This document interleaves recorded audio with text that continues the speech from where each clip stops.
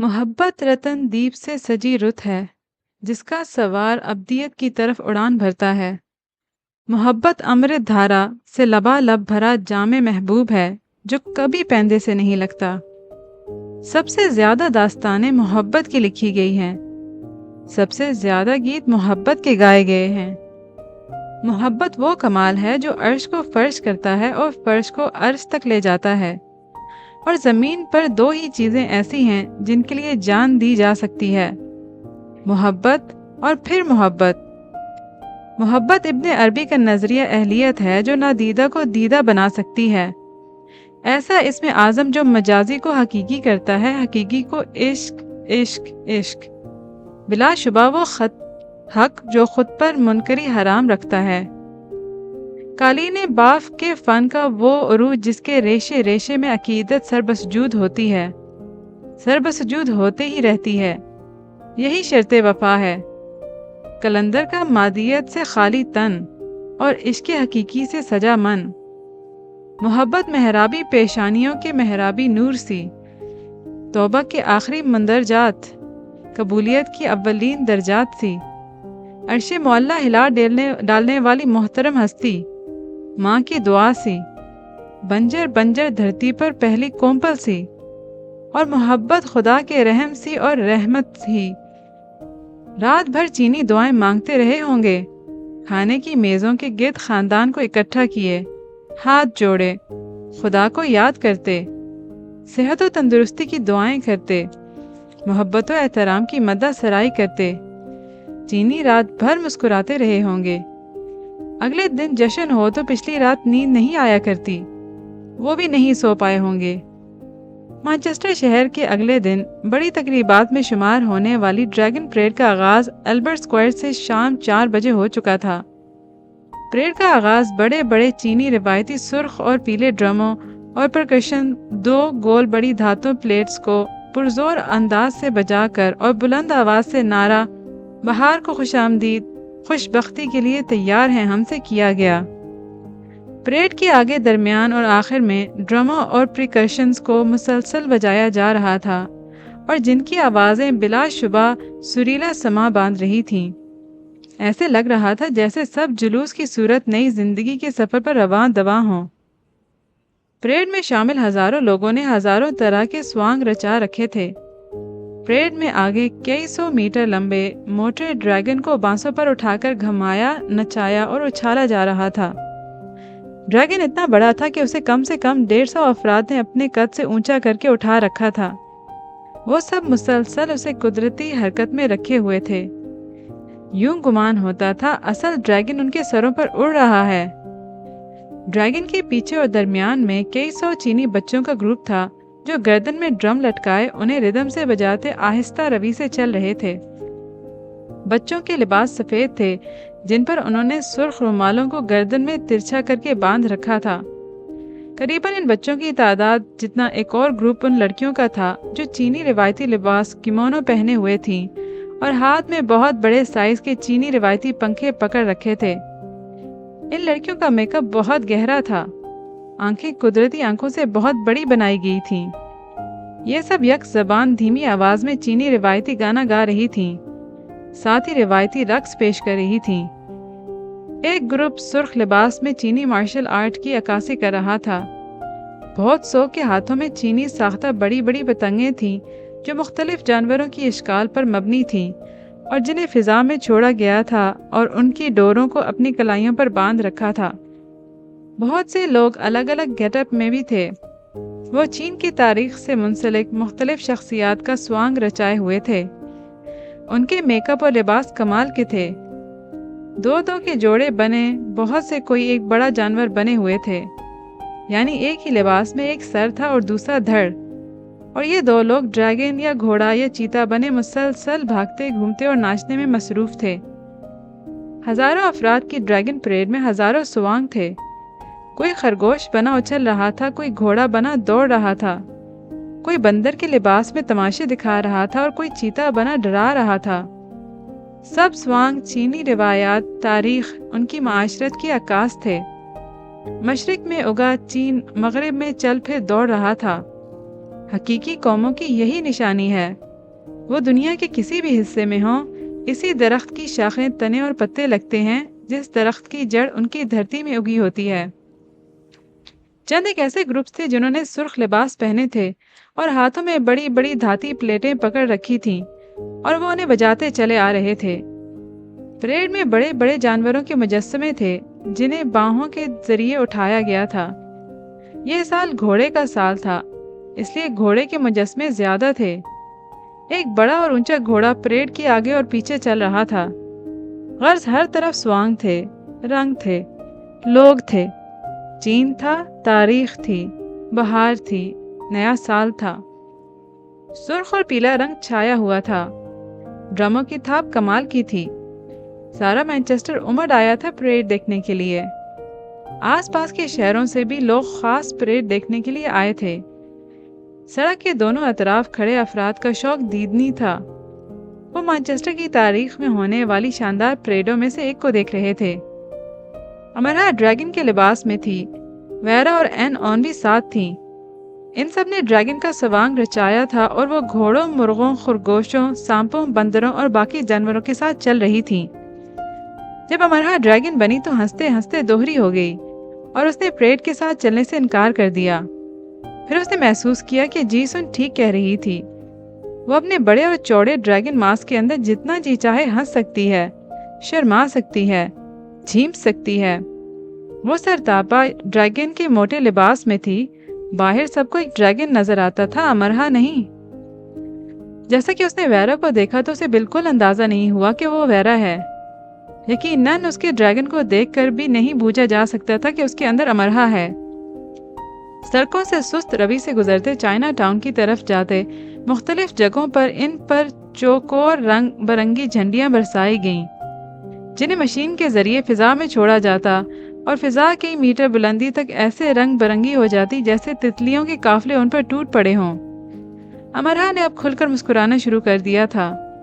وہ ڈریگن بنی ہاتھ ہلا ہلا کر بچوں کو اپنی طرف متوجہ کر رہی تھی۔ اسے مزہ آ رہا تھا۔ اسے سب بہت اچھا لگ رہا تھا۔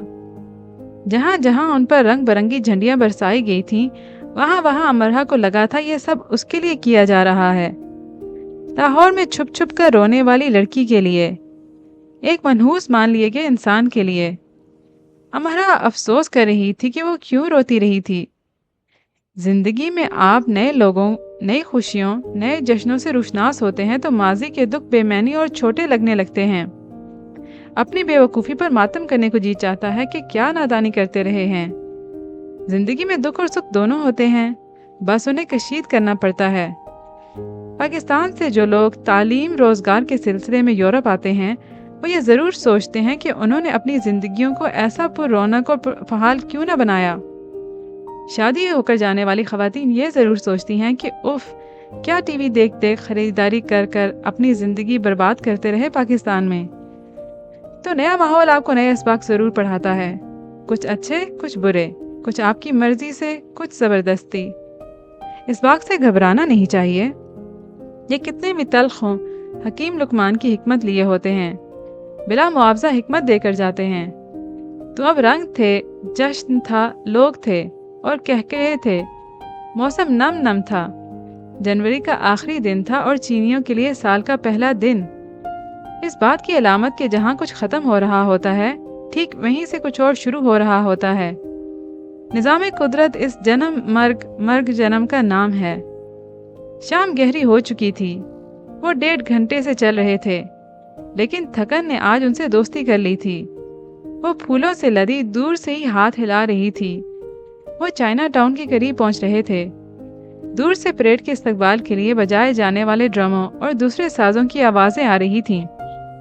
امرہا، ڈرموں کی پرزور تھاپ اور دھاتی پلیٹوں کی گونج میں یہ نام اس کے قریب میٹھے سر سنگیت لیے گونجا۔ اس کے قریب ہی ایک اور ڈریگن کھڑا تھا۔ وہ قد میں اس سے اونچا تھا۔ ڈریگن نے ماسک اتارا اور مسکرایا۔ وہ آلیان تھا۔ ایک لڑکی ہے امرہا، شہر روشن، شہر قلم کار، شہر بے مثال لاہور سے۔ ایک لڑکا ہے آلیان، شہر جمال، شہر افکار، شہر لاجوال مانچسٹر سے۔ نئے سال کے پہلے دن، بہار کے پہلے دن، شہر بے مثال، شہر لازوال کے پاس ساتھ ساتھ کھڑے ہیں، اور ایک محبت ہے جہاں بے مثال، جہاں لازوال، جہاں جاویداں جاویداں جاویداں سے۔ امرا کو بالکل معلوم نہیں تھا کہ وہ بھی پریڈ میں شامل ہے۔ اتنے ہزاروں لوگوں میں وہ چاہتی بھی تو معلوم نہیں کر سکتی تھی۔ اسے صرف اپنے کلاس فیلوز کا ہی معلوم تھا۔ آلیان کو دیکھ کر لگ رہا تھا جیسے وہ آخری وقت میں کسی طرح سے ڈریگن کا لباس حاصل کرنے میں کامیاب ہوا تھا اور افراتفری میں پریڈ میں شامل ہوا اور اسے تلاش کرتا رہا ہے۔ داد دو مجھے، میں نے تمہیں اتنے سارے جانوروں اور ماسکوں میں سے پہچان لیا۔ داد دیتی ہوں تمہیں، اتنے سارے ہزاروں لوگوں میں سے جو اپنی شکل اور وضاحت چھپائے ہوئے تھے، کسی ایک کو ڈھونڈ نکالنا قابل داد تھا۔ 200-250 کے قریب تو صرف امرہا جیسے ڈریگن ہی تھے۔ کتنی زبردست پریڈ ہے نا یہ امرہا۔ وہ اس کے ساتھ ساتھ چلنے لگا۔ ڈریگن کا سر اتار کر اس نے ہاتھ میں پکڑ رکھا تھا تاکہ اس کی آواز آسانی سے سنی جا سکے۔ امرہا کو وہ معمول سے زیادہ خوش لگا۔ امرہا، مجھے ایسے جشن، ایسے تہوار جب سب خوش ہوں، گا رہے ہوں، مسکرا رہے ہوں، بہت اچھے لگتے ہیں۔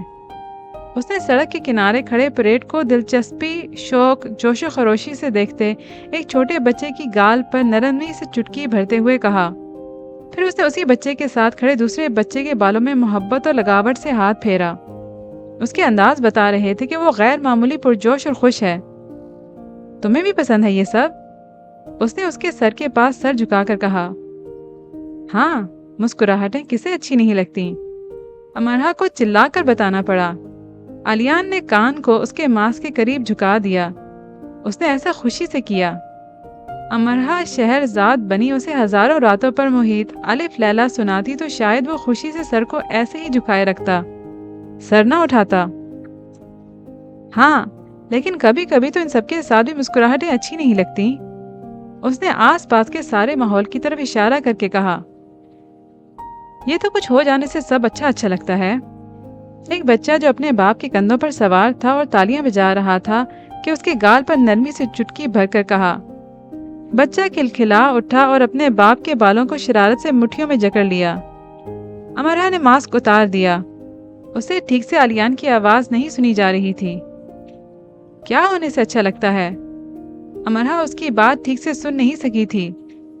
ہجوم کے شور کی وجہ سے اسے چلا کر پوچھنا پڑا۔ آلیان نے ذرا رک کر اس کی طرف دیکھا۔ رک گیا، روک دیا گیا۔ شاید وہ فیصلہ کر رہا تھا۔ محبت کے ہو جانے سے؟ اس نے بے وجہ ہی چلا کر کہا، جبکہ امرہا اپنا ماسک اتار چکی تھی۔ چلانے کی ضرورت نہیں تھی۔ یقیناً وہ ڈریگن پریڈ میں شامل ایک ایک انسان کو بھی سنانا چاہ رہا تھا۔ سڑک کے اطراف میں کھڑے مردوں، عورتوں، بڑے، بوڑھوں اور بچوں کو بھی، سارے مانچسٹر کو، ساری دنیا کو۔ اس کے ہونٹوں سے نکلے الفاظ کی گونج یقیناً چائنا ٹاؤن کی محراب کے پاس 30-40 بڑے بڑے ڈرموں کو اپنے سامنے رکھے سرخ لباسوں میں ملبوس، پیلی پٹیاں سر پر باندھے چینیوں تک بھی گئی ہوگی۔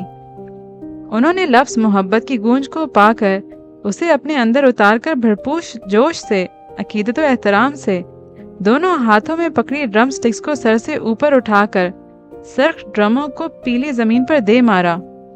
محبت کے ساز کی پہلی گونج گونجی۔ مشرق نے مغرب میں آ کر میلہ سجا دیا۔ استقبال کا آغاز ہوا۔ خوش آمدید۔ بہار کو گلے لگانے کے لیے ہم بےتاب ہیں۔ بہار کی آمد ہے۔ خزاں کو رخصت ہو جانا چاہیے۔ آؤ لفظ محبت سے ابتدا کریں۔ آؤ اس کی انتہا کریں۔ رجوم، شہاب ثاقب کا ایک طویل قافلہ رقص کنا گہری ہو چکی شام میں رکے ابر بادل کی سیاہ دھاری سے ہوتا ہوا آلیان اور امرہا کے سامنے سے گزرا۔ وہ محویت ابابیل تھی اور جہاں کی تہاں کھڑی تھی۔ میرا دل چاہتا ہے میری شادی ایسے ہی ہو۔ اس کی بھوری آنکھوں میں کئی خوش کن چمکدار رنگوں کی دھاریاں تلاطم مچانے لگیں۔ جانوروں کی طرح امرہا نے دوبارہ غلطی نہیں کی آلیان کی طرف دیکھنے کی۔ نہیں، وہ ہنسا۔ ایسے پریڈ کی صورت، اتنے ہی لوگوں اور ایسے ہی سازوں کے ساتھ۔ وہ برطانیہ کا شہری تھا نا، تو یہ خواہش کیوں نہ رکھتا کہ اس کی شادی بھی شاہی شادی جیسی ہو۔ پریڈ کی صورت بارات جائے، بگی میں بٹھائے اور اپنی دلہن کو واپس لائے۔ اور آس پاس کھڑا ہجوم ان پر مسکراہٹوں اور دعاؤں کے ساتھ پھولوں کی بارش کر دے۔ وہ اور اس کی دلہن ہاتھ ہلا ہلا کر سب کی مسکراہٹوں کا جواب دیتے ہوں۔ دنیا بھر میں شاہی خاندان کی شادیاں دیکھنے والے زندگی میں کم سے کم ایک بار یہ خواب ضرور دیکھتے ہیں کہ ان کی شادی بھی پرنس چارلز، پرنس ولیم کی طرح ہو۔ وہ تو پھر برطانیہ کا شہری تھا، اس نے یہ خواب کم سے کم 100 بار تو ضرور ہی دیکھا ہوگا۔ اچھا خواب دیکھ لینا چاہیے۔ اگلے سال چینی نئے سال پر تم اپنی یہ حسرت پوری کر لینا۔ امرہا نے اسے اچھا مشورہ دیا تھا۔ ہاں، یہ اچھا مشورہ ہی تھا بے شک۔ رجوم کا ایک اور قافلہ اس بار صرف آلیان کی آنکھوں سے گزرا اور اس بار وہ ان بھوری آنکھوں میں ہی ٹھہر گیا۔ وہ ایک لحظے کے لیے سوچ کا شکار ہوئیں، پھر انہوں نے جھٹ قافلہ رجوم کی باغیں اپنے ہاتھوں میں تھام لیں۔ فیصلہ ہو چکا تھا۔ وہ امرہا کو ساری روشنیاں اپنے اندر سموئے دیکھ رہا تھا۔ ایران میں زریور جھیل کا کنارہ ہے، ایک خسرو کمالی ہے، ایک اس کا رباب ہے، اور اس کے ہونٹوں پر امیر خسرو کی ربائی کی صورت ہے۔ اگر تیرے آنے کی خبر مجھے ملے، میں تیرے قدموں سے پہلے گلی میں پھول بچھاؤں، گلاب کے پھول بچھاؤں، تیرے قدموں کی خاک پر اپنا وار دوں، میرے دوست، میرے یار، میرے محبوب۔ جھیل کی لہریں رقص کرنے لگی ہیں، وہ خسرو کمالی اور اس کے رباب پر فدا ہیں، وہ اس کی ہونٹوں سے نکلتے گیت پر نثار ہو جاتی ہیں۔ پرندے خسرو کمالی کے سر پر گول گول گھوم جاتے ہیں، وہ اس گیت پر قربان ہو جاتے ہیں۔ خسرو کمالی پیشانی پر گلابی رومال باندھے اس کنارے کی طرف دیکھتا جاتا ہے جہاں سے زہرہ آفندی کو آنا ہے۔ وہ آئے گی، ضرور آئے گی۔ اس کا رباب دعا گو ہے، اس کا گیت سر بسجود ہے۔ جام دے، جام دے، ایسا جام دے کہ مجھے خمار آ جائے۔ میں یار کی مست آنکھوں کا عاشق ہوں، میں یار کی مست آنکھوں کا عاشق ہوں، دے دے۔ وقت نے اپنے لبوں پر پرید بھری مسکراہٹ سجائی، رقص کنا لہروں نے خسرو کمالی کے سروں کو چوما۔ ہوا نے رک جانا ضروری جانا، خسرو کمالی کے لیے، اس کی زہرہ آفندی کے لیے۔ یارم یارم، یارم یارم۔ پر والوں نے کوک دی، زریور جھیل نے پانی کی بوندوں کو تاروں کی مانند جگمگا لیا۔ رباب نے مناجات میں سوز درد پیدا کیا، اور خسرو کمالی نے آواز کو نرمی سے بلند بلند اور بلند کیا۔ یارم یارم یارم، صدائیں ملک تک جا پہنچیں۔ زہرہ آفندی کا دیا گلابی رومال جھوم جھوم لہرایا۔ ٹھیک ہے، مجھے منظور ہے، ہم اگلے سال اسی دن شادی کر لیں گے۔ ہاتھ میں پکڑا ڈریگن ماسک امرہا کے ہاتھ سے پھسل کر گر گیا، جسے اٹھانے کے لیے وہ قطعاً نہیں جھکی۔ اسے اٹھانے کے لیے وہ پہلے سے ہی جھک چکا تھا۔ رنگریز نے سارے رنگ اس پر اچھال دیے، خاص کر پیلا، لیکن پھر بھی وہ بے رنگ ہی کھڑی رہی۔ وہ سفید دھرتی نہیں تھی جسے من پسند رنگوں سے رنگ دیا جاتا۔ اس نے کہا، کشمیر کی کلی افق نے دھاتی پلیٹیں بجاتے ہوئے فرزام کے قریب ہو کر سرگوشی کی۔ ہاں، میں نے سنا، اس نے کہا فرزام نے ڈرم بجاتے ہوئے کہا، اور وہ اس کے آگے ماسک اٹھانے کے بہانے جھک بھی گیا۔ افق شرارت سے مسکرائی۔ رنگ برنگی جھنڈیوں کی بوچھاڑ فضا میں چھوڑی گئی۔ خوش آمدیدی کا شور بلند ہوا۔ دھاتی پلیٹس ایک ساتھ کئی سو ہاتھوں میں گونجی۔ ڈرموں پر سازندوں نے گول گول گھوم کر انت مچا دی۔ چینی رقصاؤں نے سرخ لباسوں میں خود کو فضا میں اچھالا اور چینی رقص کی ابتدا کی۔ اس نے کہا، لو اب تو ابتدا ہو گئی۔ ہجوم نے پرجوش نعرے لگائے۔ بہار کی آمد کے جشن کو انہوں نے یادگار بنا دیا تھا۔ فضا مشکبار ہو چکی تھی۔ تبت سے مشکبار پری یہاں بھی آ چکی تھی، فرزام اور افق کے بلاوے پر، امرہا اور آلیان کے لیے۔ اس کے پیروں میں گرے ماسک کو اٹھا کر وہ اسے واپس دے رہا تھا۔ پریڈ آگے جا رہی تھی، وہ دونوں ایک ہی جگہ کھڑے تھے۔ تم نے سنا امرہا میں نے کیا کہا؟ اتنی پیاری بات پر اس کے لیے ایک مسکراہٹ تو بنتی تھی۔ وہ مسکراہٹ اسے نہیں دی گئی تھی۔ مجھ سے شادی کرو گی امرہا؟ لیکن اس سے فرق نہیں پڑتا، میں تو تم سے ہی شادی کروں گا. تم سوچنے کے لیے وقت لے سکتی ہو لیکن اس سے بھی فرق نہیں پڑے گا. میں سارا مانچسٹر اکٹھا کر ڈالوں گا. اپنے کمرے کی کھڑکی کے باہر جب تم سارے مانچسٹر کو کھڑا دیکھو گی تو تمہیں ہاں کا بورڈ اٹھا کر سب کو دکھانا ہی پڑے گا. وہ اپنی رو میں بولا جا رہا تھا. وہ آلیان تھا. ہاں کے بل بورڈ پر اس کا حق تھا کیونکہ وہ سارے مانچسٹر کو اکٹھا کر لانے کی صلاحیت رکھتا تھا. میری منگنی ہو چکی ہے. پاکستان میں میری واپسی کا انتظار کیا جا رہا ہے. میری شادی ہونی. اٹک اٹک کر وہ اتنا ہی کہہ سکی. رجوم کے سب قافلوں نے اپنی باغیں آلیان کے ہاتھوں سے چھڑوا لی. خسرو کمالی کے رباب کی تان ٹوٹی. اس کی مناجات سہم گئیں.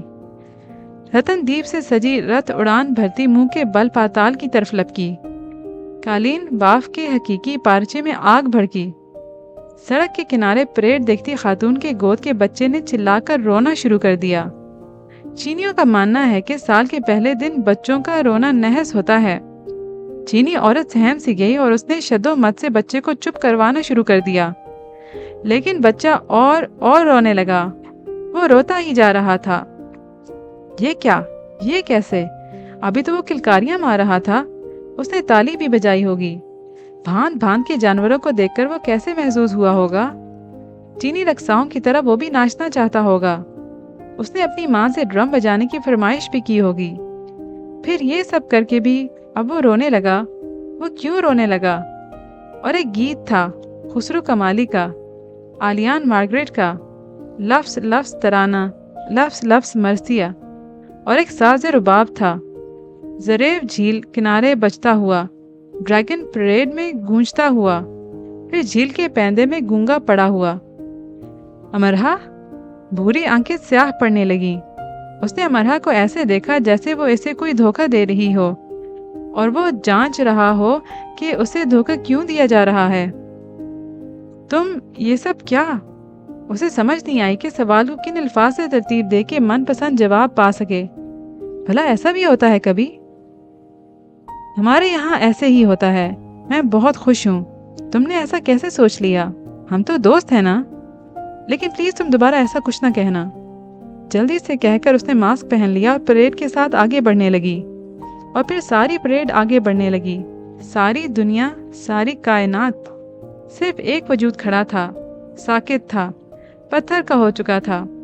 وہ آلیان مارگریٹ کے علاوہ کوئی نہ تھا جو سارے مانچسٹر کو اکٹھا کر کے اس کی کھڑکی تک لے جانے والا تھا. وہ سارے مانچسٹر میں اب خود کو ڈھونڈ ڈھونڈ اکٹھا کرتا پھرے گا.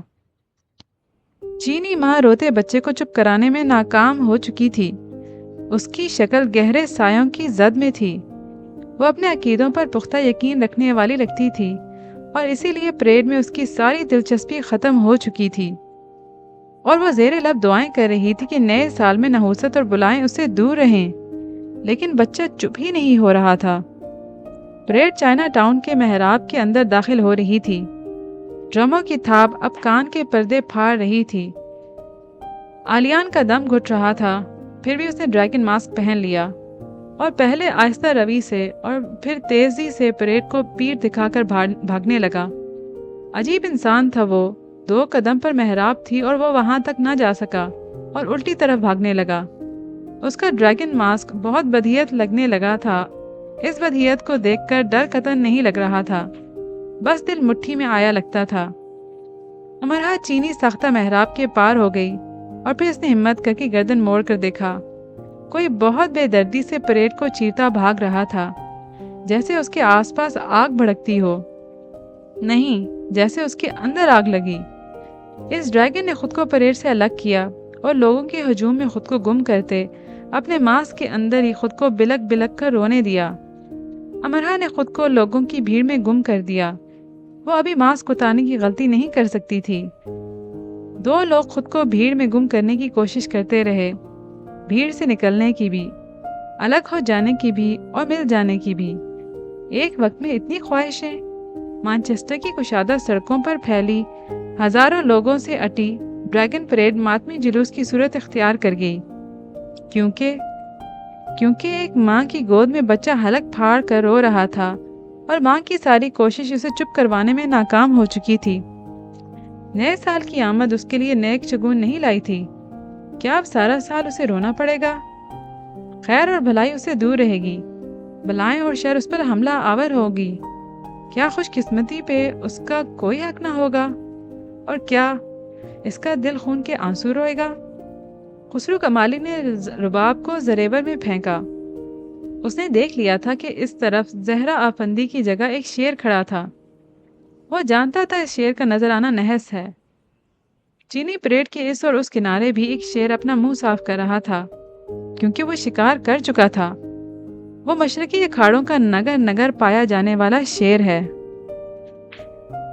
بانا قدسیہ کہتی ہیں محبت مرگ سے پہلے جنم کا نام ہے، اور مجھے ایسا لگتا ہے محبت جنم سے پہلے مرگ کا نام بھی ہے۔ یہ پہلے آپ کو مار ڈالتی ہے، پھر جی میں آئے تو جنم دے دیتی ہے۔ یہ پہلے انگارہ بنتی ہے، جی میں آئے تو گلزار۔ یہ میم کا پرچار کرتی ماہی محبت ہے، یہ میم سے بھینٹ لیتی محبت مرگ مرگ ہے۔ یہ محال، یہ محرک جلا دینے والی، اور یہ محشر ہے۔ محبت میم سے، یہ امر سے پہلے مرن ہے۔ محبت مطلوق قید کی گئی، محبت مستر، اور یہ محبت مشرک بھی ہے۔ وہ پاکستان ہی رہ چکی ہوتی اور اس پر ایسا برا وقت نہ آیا ہوتا۔ کاش پاکستان میں سب اس کے لیے ٹھیک ہوتا۔ اسے اپنے ماحول سے نکل بھاگنے کی تمنا نہ ہوتی، اسے یہاں آنے کی چاہ نہ ہوتی۔ وہ شخص جو اس کے آگے پیچھے دائیں بائیں اندر باہر ہر طرف تھا، جو ہر طرف سے اسے اپنی طرف آتا نظر آتا تھا، وہ شخص اسے ساری زندگی نہ ملا ہوتا۔ لیکن وقت کی کمان میں اس کی اپنی مرضی کے تیر ہوتے ہیں اور وہ انہیں اپنی مرضی سے تاک کر چھوڑتا ہے۔ وہ ایک آنکھ میچے سانس گم کیے نشانہ باندھے بیٹھا تھا، اپنے من پسند وقت یہ چھوڑا اور شکار چت۔ اب اس کے پاس اس کے علاوہ کوئی چارہ نہیں تھا کہ وہ خاموش رہے اور سب سے دور بھی، تعلیم مکمل کرے اور گھر جائے، اور یہی سب ہونا تھا۔ اداسی اور خاموشی کو لیے چند دن گزر گئے، اور بقول بانو قدسیہ مسکراہٹ سمیت وہ غائب ہونے کا فن جانتا تھا۔ عالیان فنکار اسے چند دنوں میں کہیں نظر نہیں آیا تھا، اس نے اسے ڈھونڈنا نہیں چاہا تھا، پھر بھی وہ غائب ہونے کا فن سیکھ چکا تھا۔ تم بہت اداس رہتی ہو؟ ویرا پوچھ رہی تھی۔ وہ سونے کی تیاری کرنے ہی والی تھی بس۔ وہ کھڑکی کے سامنے بیٹھی تھی، سونے کے لیے اٹھ ہی نہیں رہی تھی۔ نہیں، میں ٹھیک ہوں۔ میں نے کب کہا تم ٹھیک نہیں ہو؟ پریڈ میں عالیان آیا تھا تمہارے پاس، شاید اس نے کچھ کہا تھا تم سے۔ ویرا اس کے قریب آ کر کھڑی ہو گئی۔ کیا کہے گا وہ؟ امرہ نے جو کتاب جو سامنے رکھی تھی اور پچھلے کئی گھنٹوں سے رکھی تھی کو پڑھنے کی کوشش کی۔ کچھ بھی کہہ سکتا ہے، وہ بہت خوش لگ رہا تھا۔ بعد میں نے اسے بہت اداس ہو کر جاتے دیکھا۔ ویرا واقعی موساد کی خفیہ ایجنٹ تھی، اتنے رش میں بھی اس نے یہ سب نوٹ کر لیا تھا۔ امرہ ویرا کو دیکھنے لگی۔ تم خاموش کیوں ہو امرہ؟ اس نے کہا وہ مجھ سے شادی کرنا چاہتا ہے۔ اوہ، اور تم نے کیا کہا؟ ویرا مسکرائی۔ میں نے؟ سوال تھا یا اقرار؟ ہاں، ظاہر ہے تم نے۔ یہ تو خوشی کی بات ہے، مجھے لگا وہ تمہارا اچھا دوست بننا چاہتا ہے، لیکن اسے کچھ اور ہی بننا تھا نا۔ مسکراہٹ گہری ہو گئی۔ میری منگنی پاکستان میں ہو چکی ہے، میرے جاتے ہی میری شادی ہو جائے گی۔ تمہاری منگنی ہو چکی ہے؟ نہیں، امرہ نے اداسی سے کہا۔ تو تم نے جھوٹ بولا عالیان سے؟ تم نے ایسا کیوں کیا امرہ؟ جو مجھے مناسب لگا میں نے کہہ دیا، بس۔ ویرا حیرت سے اسے دیکھنے لگی۔ تم عالیان کے لیے ایسے بات کر رہی ہو؟ کیسے بات کر رہی ہوں؟ اپنا انداز دیکھو امرہ، اتنی بڑی یونیورسٹی میں وہ تمہارے پاس آتا ہے باتیں کرنے کے لیے۔ اپنا انداز دیکھو۔ جانتی ہو کون ہے عالیان؟ پروفیسرز کے بعد جونی کی آنکھ کا تارا ہے۔ جس طرح صبح وہ یونیورسٹی کیمپس کے پاس کھڑا ہو کر تمہارا انتظار کرتا ہے، کبھی دیکھا ہے؟ میں نے اسے کبھی نہیں کہا انتظار کرنے کے لیے۔ ایک صبح ہائے کہنے کے لیے وہ ہم سے 10-15 منٹ پہلے وہاں کھڑا ہوتا ہے۔ میں اسے ایسا کرنے کے لیے نہیں کہتی۔ تم کم عقل ہو؟ میں کم عقل ہوں؟ تم ناسمجھ ہو بہت۔ میں بہت ناسمجھ ہوں۔ Shut up! تم نے اپنی منگنی کا جھوٹ کیوں بولا؟ میری مرضی۔ ویرا نے تھوڑی دیر اس کی طرف دیکھا۔ ایک شخص تمہیں پرپوز کر رہا ہے امرہا، اور تم نے مناسب الفاظ میں اسے ٹال دیا۔ ویرا تالی مار کر طنزیہ ہنسی، امرہا کے جیسے کسی نے گال پر تھپڑ دے مارا۔ تم صاف انکار کر دیتی اسے؟ ایسے بہانے سے اس کی انسلٹ کرنے کی کیا ضرورت تھی؟ اس روسی ویرا کو سمجھانا بہت مشکل تھا۔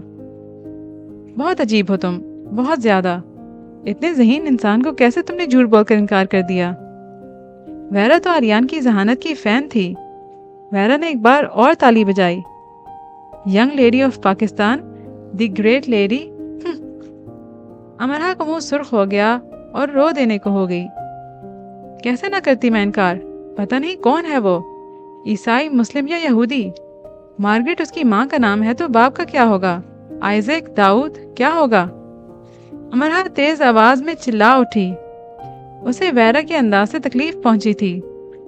ویرا خاموش ہو کر اسے دیکھتی رہی۔ اتنی معمولی سی وجہ کے لیے؟ معمولی وجہ نہیں ہے یہ ویرا، نہیں ہے یہ سب معمولی۔ اس کے باپ کا، خاندان کا کوئی اتا پتہ نہیں ہے۔ وہ کون ہے وہ خود بھی نہیں جانتا ہوگا۔ کیا مطلب ہے تمہارا اس بات سے؟ ویرا کی آواز تیز ہو گئی۔ یورپ کے آزاد معاشرے کی دین، غیر مذہبی، غیر اخلاقی اقدام کی پیداوار۔ معمولی باتیں نہیں ہیں یہ سب۔ میرے خاندان کے لیے تماچے جیسی باتیں ہوں گی یہ سب۔ تماچا؟ ویرا استہزائیہ ہنسی۔ خاندان؟ واو، تم تو سیدھے سیدھے آلیان کی بےعزتی کر رہی ہو۔ یہ سب اتنا آسان نہیں ہے جتنی آسانی سے تم مذاق اڑا رہی ہو۔ امرہا نے بے بسی سے ویرا کو دیکھا۔ تمہارے وہاں محبت سب حساب کتاب لگا کر کی جاتی ہے امرہا؟ ویرا بہت سنجیدہ ہو چکی تھی۔ امرہا خاموش رہی۔ وہ اتنی ذہین کبھی نہیں رہی تھی کہ مدلل انداز سے سوال کا مقدمہ لڑ کر جیت سکے۔ کیسے تم نے اس کے خاندان، اس کے مذہبی، غیر مذہبی ہونے کا حساب کتاب لگایا اور اسے انکار کر دیا، وہ بھی جھوٹ بول کر؟ بہت ذہین ہو تم۔ اپنے حاصل جمع کا فائدہ دیکھا؟ تم نے دیکھا کہ تم اس کے ساتھ نقصان میں رہ رہی ہو، تم نے جھوٹ بول دیا، اور ایسے جھوٹ بولا کہ وہ تمہارا دوست تو رہے لیکن کچھ اور نہ بنے۔ ایک بار تم نے مجھے کہا تھا کہ میں انسان کم مشین زیادہ ہوں۔ آج میں تمہیں کہتی ہوں تم انسان کم کیلکولیٹر زیادہ ہو۔ اس کی ذہانت، اس کی قابلیت گئی بھاڑ میں۔ وہ کتنا اچھا انسان ہے یہ سب بھی، بس اس کا باپ ہونا چاہیے۔ اس کا خاندان، یورپ میں یہی سب ہے۔ تو سب کیا ایک دوسرے سے نفرت کرنے لگے؟ تمہارا مذہب ایسے لوگوں سے نفرت سکھاتا ہے؟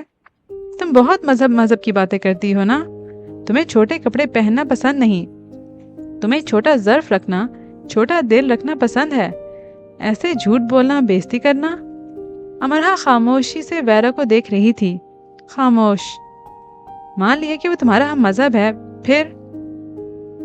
وہ مسلمان ہی ہے۔ امرہا کی آواز کمزور نکلی۔ گڈ، پھر مسئلہ کیا ہے؟ امرہا پھر سے خاموش ہو گئی۔ او اچھا، وہ اکیلا ہے، اس کے باپ کا پتہ نہیں، وہ ناجائز ہو سکتا ہے اس لیے۔ او واو، اس کے ناجائز ہونے سے مسئلہ ہے۔ اگر وہ ناجائز نہ ہوا امرہا تو بھی نہیں، وہ مجھے نہیں پسند، میں نے انکار کر دیا۔ امرہا کو یہ جواب سب سے زیادہ مناسب لگا۔ شاید تم اسے پسند کرنے لگو۔ میں اسے پسند نہیں کر سکتی، وہ میرا اچھا دوست ہے جیسے تم ہو۔ شاید تم اسے پسند کرنے لگو؟ میرا سنجیدگی اور سختی سے اپنی بات دہرا رہی تھی۔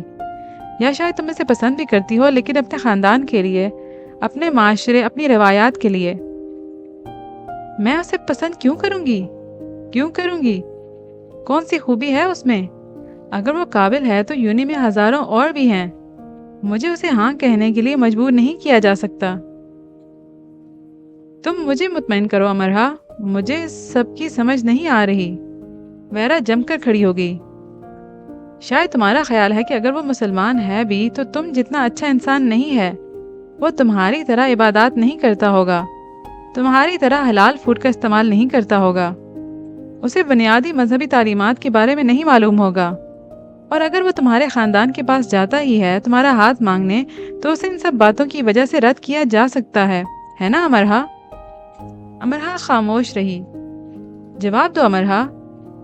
ہاں، امرہا چلا اٹھی۔ تم ٹھیک کہہ رہی ہو، اتنا آسان نہیں ہے یہ سب، بہت مشکل ہے یہ سب۔ تم لوگ یورپ میں رہنے والوں کے بارے میں یہی سب سوچتے ہو، میں جانتی ہوں۔ تمہیں لگتا ہے اقدار صرف تمہارے مشرقی ملکوں میں ہی ہے، روایات اور مذہب کی پاسداری بھی۔ ویرا باقاعدہ اسے ذلیل کر رہی تھی۔ اور کیا سچ نہیں ہے یہ؟ کیا نام ہے آلیان کے فادر کا؟ اس کا سرنیم مارگریٹ کیوں ہے؟ تم اس سے پوچھ لو۔ میں نے اس کی ضرورت نہیں سمجھی، اور تم جاؤ۔ مجھے نہیں معلوم تھا کہ تم آلیان کی اتنی بڑی حمایتی ہو۔ امرہا بھڑک اٹھی۔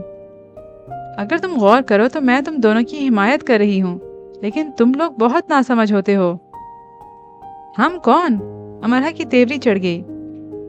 تمہارے ملک پر طنز نہیں کر رہی امرہا۔ تم لوگ یعنی تم جیسے کم عقل لوگ، سطحی لوگ، روایات معاشرے کے علم بردار۔ بس بہت ہو گئی، اب جاؤ، میں نے جو کرنا تھا کر لیا۔ ویرا اسے دیکھ کر رہ گئی اور چلی گئی۔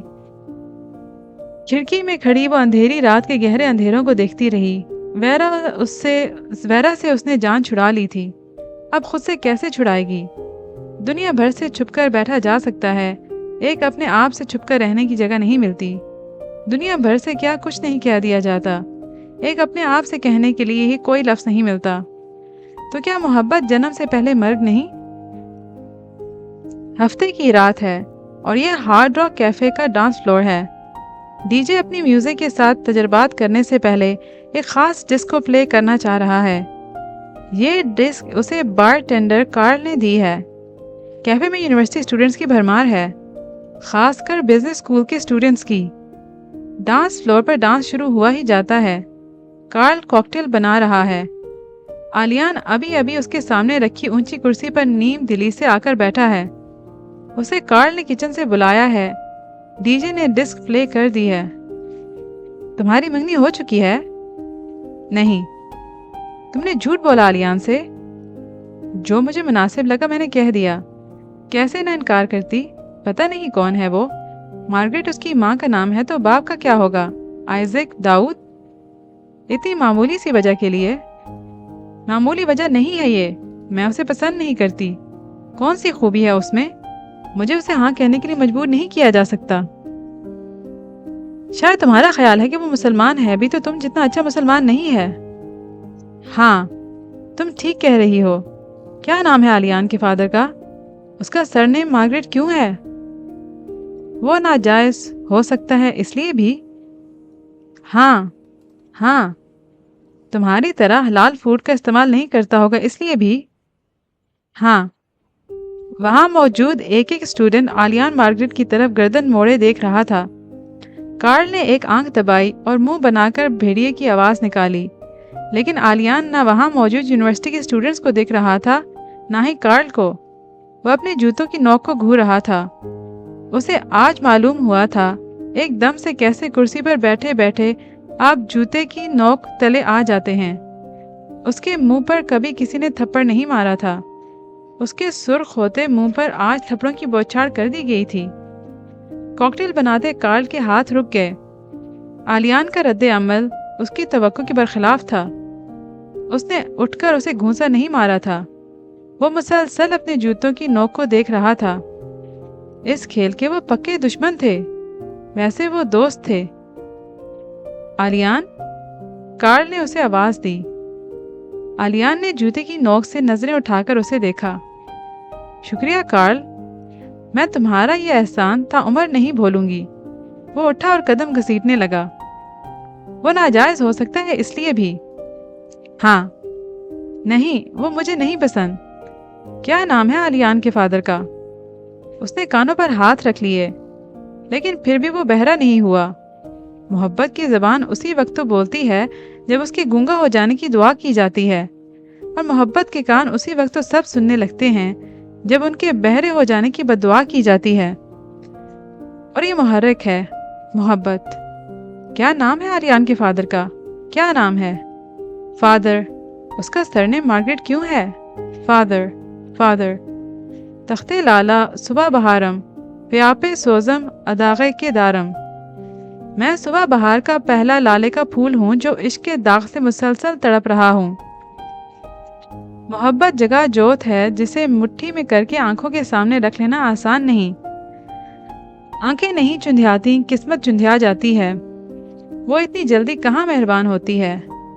انسان سب سے زیادہ خواب محبت کے دیکھتا ہے۔ انسان پر سب سے زیادہ خواب محبت کے بھاری پڑتے ہیں۔ انسان کسی بھی مزاج یا نسل سے تعلق رکھتا ہو، محبت کی اتنی سمجھ بوجھ ضرور رکھتا ہے کہ دعا کے لیے باقاعدہ ہاتھ اٹھائے نہ اٹھائے، اندر ہی اندر اتنی آرزو ضرور کرتا ہے کہ کائنات میں چھپا کر رکھی گئی ساری محبت اس کی جھولی میں ڈال دی جائے۔ کہے نہ کہے پر اتنا ضرور سوچتا ہے کہ محبت کو وہ کچھ بھی کر کے چرا ہی لائے۔ ساری محبت چرا لینے کا خواب آلیان مارگریٹ نے بھی دیکھا تھا، اور یہ خواب اس پر بہت بھاری گزرا تھا، کیونکہ محبت وہ شجر ممنوع بھی تو ہے جو جھولی پھیلوا کر مست ناچ نچواتی ہے اور پھر بھی دہن کھول کر درے شہوار کے درشن نہیں کرواتی۔ جھولی پھیلائے رقص یار کے رقاص اپنے پیر جلا بیٹھتے ہیں تب بھی نہیں، بس نہیں، وہ اپنا تن من بھسم کر ڈالتے ہیں تب بھی نہیں۔ وہ خود کو گھسیٹ رہا ہے۔ جس برف نے مانچسٹر کو اپنی ہتھیلیوں میں لے رکھا تھا وہ اسے گرتے دیکھنا نہیں چاہتی تھی، لیکن اسے دیکھنا تھا کہ چلتے چلتے کیسے گرا سا جاتا ہے۔ برف میں ایک کلندری خاصیت بہت کمال کی ہے، یہ گرتی ہے تو شور نہیں مچاتی، گر کر پگھل کر ختم ہو جاتی ہے تو بھی واویلا نہیں کرتی۔ برف اپنے سینے پر پڑتے گر جاتے اس کے قدموں میں یہ خاصیت منتقل کر دینا چاہتی تھی۔ مانچسٹر کے اتنے سالوں دیکھی بھالی سردی میں اب آلیان کا دم گھٹ رہا تھا۔ اس کی ناک بے حد سرخ ہو چکی تھی اور آنکھیں بھی سردی سے نہیں صدمے سے۔ اس کی بھوری بچوں سی چمک لیے آنکھیں بھر آئی تھیں۔ انسان تھا نا، رونا تو بنتا تھا۔ محبت کا سنہری خواب جو دیکھ لیا تھا، خواب کے ٹوٹ جانے پر ٹوٹنا تو بنتا تھا۔ آسمان کے سارے ستارے ٹوٹ ٹوٹ کر مانچسٹر کی شاہراہوں پر بکھر رہے تھے۔ کائناتی محبت پر کائنات کا ٹوٹ پھوٹ جانا تو بنتا ہے۔ سڑک پر چلتے وہ ایک بند گلی کے کنارے رک گیا جس کے اندر ایک بڑا کوڑا دان رکھا تھا۔ وہ اندھیرے میں کوڑے دان کے پیچھے جا کر دیوار سے ٹک کر کھڑا ہو گیا۔ اسے اپنی پہلی محبت یاد آ رہی تھی، مارگریٹ جوزف، اس کی ماں جو اس کی بھوری آنکھوں کو اپنی نیلی آنکھوں سے گھنٹوں دیکھا کرتی تھی اور جیسے خاموشی کی زبان سے کہتی جاتی، مجھے کیا معلوم تھا یہ آنکھیں مجھے ایسے لے ڈوبیں گی، لیکن میں خوش ہوں کہ یہ مجھے لے ڈوبیں۔ میں شکر گزار ہوں کہ مجھے یہ آنکھیں عطا کی گئیں۔ میں ان میں اپنی مورت دیکھ سکتی ہوں، میں کیسے نہ شکر گزار ہوں۔ اس کی آنکھیں اس کے لبنانی باپ جیسی تھیں۔ وہ مارگریٹ کے مردہ ہوتے وجود میں جان ڈال دینے والی آنکھیں تھیں۔ وہ انہیں گھنٹوں کیوں نہ دیکھا کرتی۔ وہ اپنی ماں کے ساتھ ایک کمرے کے نسبتاً گندے سے فلیٹ میں رہتا تھا جس کے کونے میں کچن تھا اور دوسرے کونے میں واش روم۔ بیڈ کمرے کے دروازے کے عین سامنے تھا۔ ایک کھڑکی تھی جس کے آگے ایک کرسی دھری رہتی تھی۔ اس کرسی پر کھڑے ہو کر آلیان کھڑکی سے سر ٹکا کر اپنی ماں کی راہ دیکھا کرتا تھا۔ مارگریٹ کے انتظار میں اس نے اپنی آنکھوں میں بہت تھکایا تھا۔ کمرے میں کچن اور واش روم کی بو ہمہ وقت رچی رہتی تھی، لیکن یہ فلیٹ اس وقت مہک اٹھتا جب مارگریٹ آ کر اسے اپنی باہوں میں بھر لیتی۔ مارگریٹ جو ایک ہسپتال میں صفائی پر مامور تھی، اس کے جسم سے کئی طرح کی کیمیکل کی بو آتی تھی، مگر یہ بو آلیان کے لیے دنیا کی بہترین خوشبوؤں سے بڑھ کر تھی۔ مارگریٹ جوزف مسکرانے کی کوشش کیا کرتی تھی، لیکن وہ ایک بری اداکارہ تھی۔ اس نے زندگی کو زندہ دلی، ہمت، جمع مردی سے گزارنے کے کچھ اقوال رٹ رکھے تھے۔ وہ انہیں ہر روز دہراتی اور مسکرانے کی بھدی اداکاری کرتی اپنے کام پر چلی جاتی۔ مسکرا کر گھر کا دروازہ بند کرتی کھولتی، روز کی اداکاری۔ زندگی اقوال پر کامیاب ضرور کی جا سکتی ہے، خوش تالے نہیں۔ ایسی زندگی کو سیاہی سے تو بچایا جا سکتا ہے، لیکن سترنگی نہیں رنگا جا سکتا۔ یہ دھنک جلی تو ہو سکتی ہے، یہ دھنک ڈھلی نہیں۔ یہ اس زمزے کی صورت اختیار کر لیتی ہے جو دل کے کانوں کے پردے پھاڑے ڈالتی ہے۔ ایسی زندگی تو نہیں ہوتی، کیونکہ وجود میں دھرا لوتھڑا چت ہو جاتا ہے۔ یہ لوتھڑا جو دل ہے، اور جس دھوکے باز دل کا کوئی علاج نہیں، یہ غداری کرتا ہے، اور اس غداری پر اسے موت کی سزا ملتی ہے۔ تو مارگریٹ اقبال پر زندگی گزارنے کی کوشش کرتی رہی اور لحاف میں منہ دیکھ کر روتی رہی۔ اس نے زندگی کی ایک فاش غلطی کر ڈالی تھی۔ اس نے ایک مسلمان سے محبت کر لی تھی، ایک ایسا لبنانی مسلمان جو وہاں کام کے لیے آیا تھا، پونڈز کے لیے، محبت کے لیے نہیں۔ وہ اس روایت کا پاسدار تھا کہ سفر کے دوران گاڑی کے نئے اور انوکھے اسٹیشنوں پر رک جانے کو دل پر نہیں لینا چاہیے۔ سفر میں اسٹیشن تو آتے ہی رہتے ہیں، تو کیا سفر کو ہی روک دیا جائے؟ وہ سمجھدار تھا، اس نے سفر کو نہیں روکا۔ نیلی آنکھوں، پری چہروں سے تو دنیا بھری پڑی ہے، کس چیز کی کمی ہے اس جہان میں؟ پھر ایک انسان کے لیے زندگی تباہ کر لینا کہاں کی روایت ہے؟ اگر ہے بھی تو ہم نہیں مانتے ان روایات کو، سب قصے کہانیاں ہیں۔ اس کی 6 سالہ زندگی اپنی ماں کی دبی دبی سسکیاں سنتے گزری۔ وہ سمجھتی تھی وہ سو رہا ہے، پر ایسی آہوں کے سائے تلے سو جانا گناہ کے مترادف ہوتا۔ وہ دن بھر کام کرتی، رات بھر روتی۔ ایسی حالت میں وہ زیادہ دیر تک زندہ کیسے رہتی؟ کیوں کر زندہ رہتی؟ جو انسان کچن میں کام کرتا، بیڈ پر لیٹا، کھڑکی میں کھڑا، دروازے پر نظریں رکھے، خود کو پتھرا لے، وہ زندہ رہ کر زندہ کیسے ہو سکتا ہے بھلا؟ ایسے انسان کو تو جلد مر جانا چاہیے۔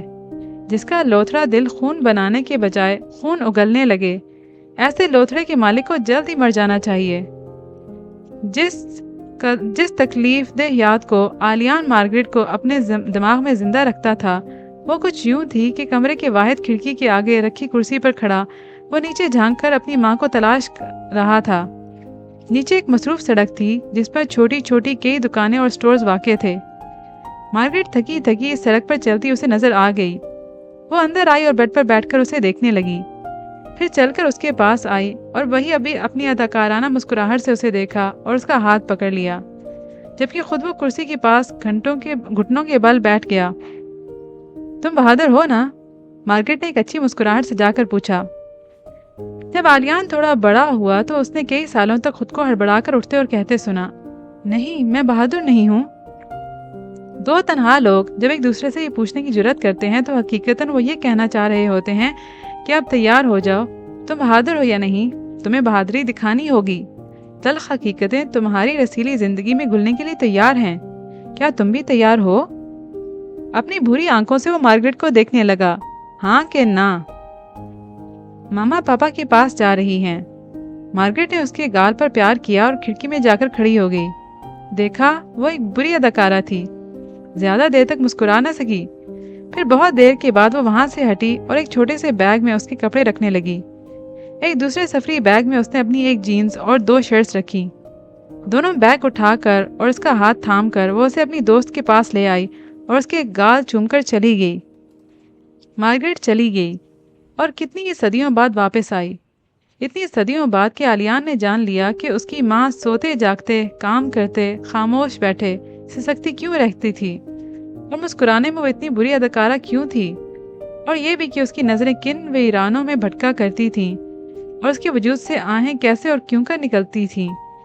جب وہ آئی تو وہ سوسن آنٹی کے گھر کے پچھواڑے میں ایک طرف بیٹھا کھیلتے بچوں کو دیکھ رہا تھا۔ ان بچوں نے کئی بار اسے کھلانے کی کوشش کی تھی، لیکن وہ اپنی ماں پر ہی گیا تھا۔ وہ ایک برا کھلاڑی تھا، وہ کھیل کو کھیل نہیں سکتا تھا۔ بیٹھے بیٹھے اسے خبر سی ہو گئی کہ اس کی ماں کہیں اس کے قریب ہے۔ وہ گھر کے اندر آیا، دور سے ہی اس نے مارگریٹ جوزف کی ہچکیوں کو سن لیا۔ وہ ساری اداکاری کو بالائے طاق رکھ کر رو رہی تھی۔ ہاں، وہ مجھے نظر آ گیا تھا، وہ مجھے مل گیا تھا۔ 3 ہفتے میں اسے پاگلوں کی طرح ڈھونڈتی رہی۔ اس کے دوست نے کہا تھا مجھے چند ماہ بھی رکنا پڑے تو میں وہاں رکوں، وہ وہیں ملے گا، اور وہ مل گیا۔ اور اس نے جیسے مجھے دیکھ کر بھی نہیں دیکھا۔ وہ قیمتی کپڑے پہنے سڑک پر چل رہا تھا، مجھے اندیکھا کر کے وہ تیزی سے وہاں سے غائب ہو گیا۔ میں اس کے پیچھے بھاگی، لیکن اتنی جلدی نہ جانے وہ کہاں گم ہو گیا تھا۔ سڑک پر ادھر ادھر بھاگتے میں چلا رہی تھی، اور سوزن، پھر بھاگتے بھاگتے میں نے خود کو گرا لیا کہ شاید کسی کونے میں خود کو چھپا کر مجھے دیکھتے وہ مجھ پر ترس کھا کر ہی آ جائے۔ میں گری ہی رہی اور روتی ہی رہی، لیکن وہ نہیں آیا وہ۔ اگلے دن وہ میرے ہوٹل آیا۔ دیکھو کتنا آسان تھا اس کے لیے مجھے ڈنمارک میں ڈھونڈ لینا، اور میں اتنے سالوں میں اسے دنیا بھر میں نہ ڈھونڈ سکی۔ میں بہت ناکارہ، بہت بیکار ہوں نا سوزن۔ جانتی ہو، میرے 2 گھنٹے رونے کے بعد اور یہ بتانے کے بعد کہ پچھلے 4 سالوں میں میں نے کیسے کیسے اس سے رابطہ کرنے کی کوشش کی، کس کس شخص کے پاس اس کا پوچھنے کے لیے گئی، خدا کے آگے کیسے کیسے گڑ گڑائی اور اسے یاد کر کے کیسے کیسے روتی رہی، اس نے کیا کیا؟ اس نے جیب سے کاغذ نکالا اور کہا، یہ تمہارے طلاق کے کاغذ ہیں، میں نے اپنے مذہبی اسکالر سے اس کی تصدیق کروا لی ہے، تمہیں اس کی ضرورت نہیں ہوگی لیکن مجھے ہے، تم دستخط کر دو۔ پھر اس نے ایک لفافہ میرے آگے کیا اور کہا، یہ لو پیسے اور واپس جاؤ، میں تمہاری شکل بھی نہیں دیکھنا چاہتا، لعنتی کافر عورت۔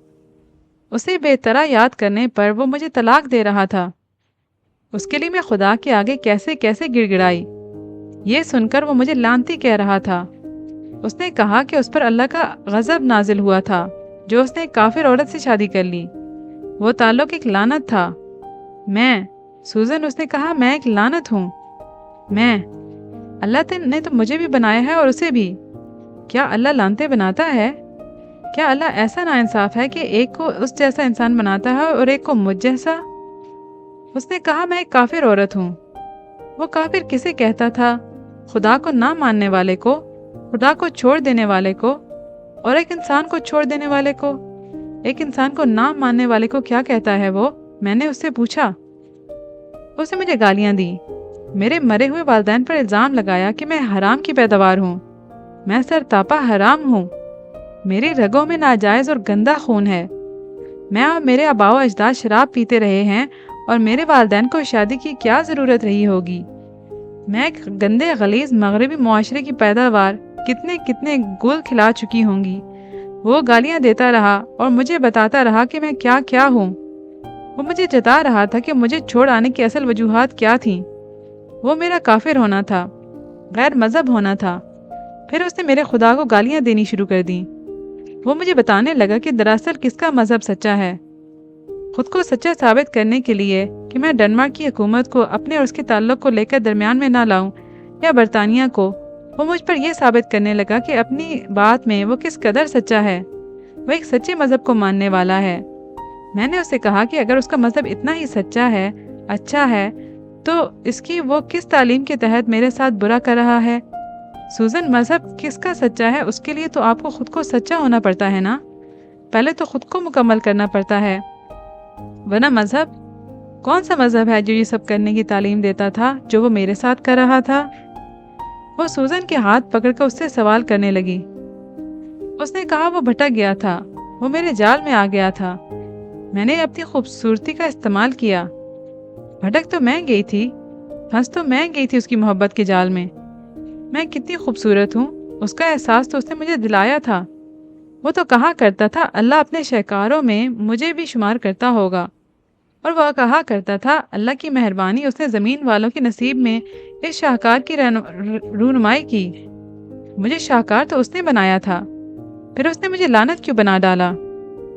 سوزن، میں زندہ رہنا نہیں چاہتی۔ کوئی لعنت کے توق کے ساتھ کیسے زندہ رہ سکتا ہے جبکہ اس سے پہلے شاہکار کے رتبے پر فائز کر دیا گیا ہو؟ میرا تو سب چلا گیا نا، اس کا کیا گیا؟ وہ تو قیمتی لباس میں پہلے سے کہیں زیادہ خوبصورت میرے سامنے کھڑا تھا، جھکی ہوئی تو میں تھی اس کے آگے، گڑ گڑا تو میں رہی تھی۔ بھلا بتاؤ سوزن، جو نفع میں رہتے ہیں وہ میری طرح جھک کر گڑ گڑاتے ہیں، ایسے خوار ہوتے ہیں؟ خسارے میں کون رہا سوزن؟ وہ میرے ہاتھ پیر کاٹ ڈالتا، اس نے میرا دل، میری روح کاٹ ڈالی۔ وہ اتنا ظالم ہوگا، کاش مجھے معلوم ہوتا، میں اسے ایسی محبت کرنے لگوں گی، کاش مجھے یہ بھی معلوم ہوتا، اور کاش وہ کھویا ہی رہتا، میں ساری عمر اسے ڈھونڈتی ہی رہتی، میری آنکھیں اس کے انتظار میں تھک کر مردہ ہو جاتی لیکن ایسے ذلیل نہ ہوتی، اس کی زبان سے نکلا زہر میرے کانوں میں نہ ٹپکا ہوتا۔ سوزن، میں تمہیں کیسے سمجھاؤں کہ ہاتھ کی پشت کو ہونٹوں سے لگانے والا جب انہی ہونٹوں سے تھوکتا ہے تو کرب کا کیسا لاوا وجود میں پھٹتا ہے، میں تمہیں کیسے بتاؤں؟ مارگریٹ نے اپنے وجود کو اپنے ہاتھوں میں لپیٹنا چاہا، وہ ایسے تڑپ رہی تھی جیسے اس پر بوند بوند تیزاب ٹپکایا جا رہا ہو اور اس کے پاس نکل بھاگنے کا کوئی راستہ نہ ہو۔ دیوار کی اوٹ میں کھڑے اس بچے نے اس تیزاب کی بو اپنے ناک میں گھستے محسوس کی۔ میں اس بھری دنیا میں جا کر کسے بتاؤں کہ اس نے مارگریٹ نامی شاہکار کی پردہ کشائی کیسے کی؟ کاش میں اسے کبھی نہ ڈھونڈ پاتی، मैंने उसे ढूंढ निकालने का गुनाह क्यों किया? मैंने गुनाह ही किया। अगर उसे ये सब कहना ही था तो वो मुझे बरतानिया में ही कहकर चला जाता। वो कागज़ जो वो अपने मजहबी स्कॉलर से तस्दीक करवा लाया था, मुझे वहीं देकर चला जाता। लेकिन उसको मुझे ख्वार करना था। उसे मैं पहले लानत क्यों नहीं लगी? उसे मुझे जैसी काफिर औरत के सर पर मंडलाता खुदाई कहर पहले दिखाई क्यों नहीं दिया? मुल्क बदलते ही उसे इतनी अकल आ गई। एक अमीर बेवा के साथ शादी करने के बाद उसे मेरी ये औकात याद आ गई। मुझे सब कहा करते थे, ये अरबी 10 शादियां कर लें तो पलट कर किसी एक की तरफ भी नहीं देखते। पर मैंने किसी का एतबार नहीं किया। मैंने उसका एतबार किया जिसने मुझे धुतकार दिया। उसने तो मुझसे पॉन्ड्स के लिए, ग्रीन कार्ड के लिए भी शादी नहीं की थी। उसने तो मुझे जिंदा दरगोर करने के लिए सब किया था। बरतानिया में शादी करने वाला डेनमार्क में मुझे तलाक दे रहा था। मुझे मेरे वालदैन की, मेरे मजहब की गलाजत के बारे में बता रहा था। उसने एक बार भी मेरी आंखों से गिरते आंसुओं के सैलाब को ना देखा। उसे ये परवाह भी नहीं थी कि मैं उसके कदमों में गिर गिर जाती हूँ। मैं कैसे उसके बगैर कर्ब में मुब्तला रही, जानकर भी उसने हमदर्दी से मेरी तरफ नहीं देखा। मैंने उसे उसके बेटे के बारे में बताया तो उसने इस बात को ऐसे सुना सूजन, जैसे मैं उसे अपने किसी बॉयफ्रेंड के बच्चे के बारे में बता रही हूँ। वो एक तलाक का दुख लेकर नहीं पलटी थी। उसे उस तलाक के साथ कई और ताजियाने मारे गए थे और गलाजत का ढेर साबित कर दिया गया था। मोहब्बत का प्यादा जमीन बोस हुआ, तपस्या तमाम हुई। क्योंकि मोहब्बत वो फटकार ज़दा कन्याकुमारी भी है जो कुरलाती है और जोग मोहब्बत की शराब की मुस्तहिक पाती है। वह खामोशी से अपनी माँ के पास जाकर बैठ गया। मार्गरेट ने आंसू पूंछ लिए। कितनी बदसूरत हो गई थी वो इतने से दिनों में। उसके कपड़े गंदे और बदबूदार थे। उसके वजूद से ऐसी बसांत उठती थी जैसे कच्चा गोश्त धीमी आंच पर जल रहा हो। मार्गरेट के पेट के साथ लगे उसका दम घुटने लगा। अमर जल की धारा जहर आब थी, जहर जबाब, हमा वक्त जारी रहने वाला जहरीला चश्मा ने अपना दहन उसके वजूद में खोल दिया था। उसमें से बसांत क्यों ना आती? और फिर उस दिन के बाद से उसने ये कहना छोड़ दिया, क्रिसमस की छुट्टियों में हम हिल्स जाएंगे। सच? हाँ, बस तुम्हारे पापा आ जाएं। वो कब आएंगे? शायद अभी, आज रात, वरना कल सुबह। मैंने उन्हें खत लिखे हैं, फोन भी किए हैं। वो गंदे हैं, वो नहीं आते। वो अच्छे हैं, वो आ जाएंगे। वो इतना अच्छा था कि एक बार भी नहीं आया था। उसने अपनी औलाद को भी देखने की चाह न की। उसको पता ही नहीं था कि उसके बेटे की आंखें उस जैसी हैं, कुछ कुछ उस जैसे नकूश, घनी भवें, घनी पलकें, सफ़ेद रंगत में मबहम गंदमी रंगत की झलक, मगरब में अरब घुलता हुआ, अरब पर मगरब छाता हुआ। वो ऐसा था जिसकी दुनिया में आने से पहले ही उसके बाप ने खुद को दुनिया में छुपा लिया था। और मार्गरेट आखिर तक ये जान न सकी कि जो गुम हो जाते हैं ढूंढा नहीं जाता है, जो खुद को छुपा लें उन्हें ढूंढ निकालना तजलील है। तजलील, गुनाह अजीम। ऐसे गुनाहों से खुद को बचाना चाहिए। तो ऐसे छुप चुके मर्द की वापसी के किस्से, कहानियां अब बस हुई थीं। दरवाजे पर टिकी निगाहें बंद हुई। अब वो मार्गरेट नामी औरत सुबह उठती, अपनी आंखों की सुर्खी को मेकअप की तह में छुपाती, फिर भी बदहियत ही लगती। 2 घूंट कॉफी हिचकियों की मानद हलक से उतारती, जलते कच्चे गोश्त की बू की तहों में मदफून अदाकाराना मुस्कुराहट को निकालती और उसे स्कूल के लिए तैयार करके उसका हाथ पकड़ के सड़क पर ऐसे चलती जैसे अपना ही ताबूत उठाए अपनी कब्र की तरफ जा रही हो। अपनी माँ के जेरे साया वो भी ऐसे ही चला करता जैसे कब्रिस्तान जा रहा हो। 2 इंसान खुद को ताबूत में लिटाए खामोशी से, तयशुदगी से। 2 इंसान अपने ही पैरों पर चलकर अपनी अपनी कब्र की तरफ कैसे जाया करते हैं। मार्गरेट और उसके बेटे को देखकर जाना जा सकता था। फिर वो उसे स्कूल से घर लाती, उसे एक सैंडविच बनाकर देती, घर को लॉक करके चली जाती और रात को आती। उस वक्त तक वो खिड़की में खड़ा उसका इंतजार करता रहता। सैंडविच वैसे का वैसा ही रखा होता। खाना भूख लगने पर खाया जाता है और उसकी भूख मार्गरेट की सूरत देखते ही मर जाती। वो दुआ नहीं करना जानता था, इसलिए सिर्फ सोचता था कि काश उसकी माँ से ऐसी गंदी बदबू ना आया करे। काश वो उस बू से छुटकारा पा ले। اس کے باپ کی واپسی کے قصے جو وہ اسے سنایا کرتی تھی اب بند ہو چکے تھے، لیکن پرانی تصویروں کو دیکھنا اس نے بند نہیں کیا تھا۔ وہ ایک تصویر کو جس میں وہ جھیل کے پانی میں پیر ڈبوئے بیٹھا تھا اور گردن موڑے مسکرا رہا تھا اور جگمگ کرتی آنکھوں کو لیے عرب کا شہزادہ لگ رہا تھا، اس کے چہرے کے ساتھ لگا کر دیکھا کرتی اور دیر تک دیکھا کرتی۔ ہاں تم میرے جیسے ہو، وہ خوش ہوتی اور گہرے سایوں میں گھر جاتی۔ پتہ نہیں وہ کس کس بات پر خوش ہو سکتی تھی۔ کچھ عرصہ پہلے وہ یہی سب کر کے کہا کرتی، دیکھو تو تم تو بالکل اپنے پاپا جیسے ہو۔ پھر وہ اپنی نم آنکھیں صاف کر لیتی، تمہارے پاپا تمہیں دیکھ کر بہت خوش ہوں گے، تم ان جیسے ہو، میں خوش ہوں اس پر۔ ہاں تم میرے جیسے ہو کا عمل وہ ہر رات کیا کرتی، جیسے اسے ہر دن یہ ڈر ہو کہ کہیں وہ اس تصویر جیسا تو نہیں ہو رہا، اس شخص جیسا ہی۔ اسے اپنی زندگی کا آخری مرد، اپنی زندگی کے پہلے مرد جیسا نہیں چاہیے تھا۔ اب تم مجھے چھوڑ تو نہیں جاؤ گے نا؟ وہ اسے پوچھتی نہیں تھی، بس بڑبڑاتی تھی۔ اسے معلوم بھی نہیں تھا کہ چھوڑ جانا کسے کہتے ہیں۔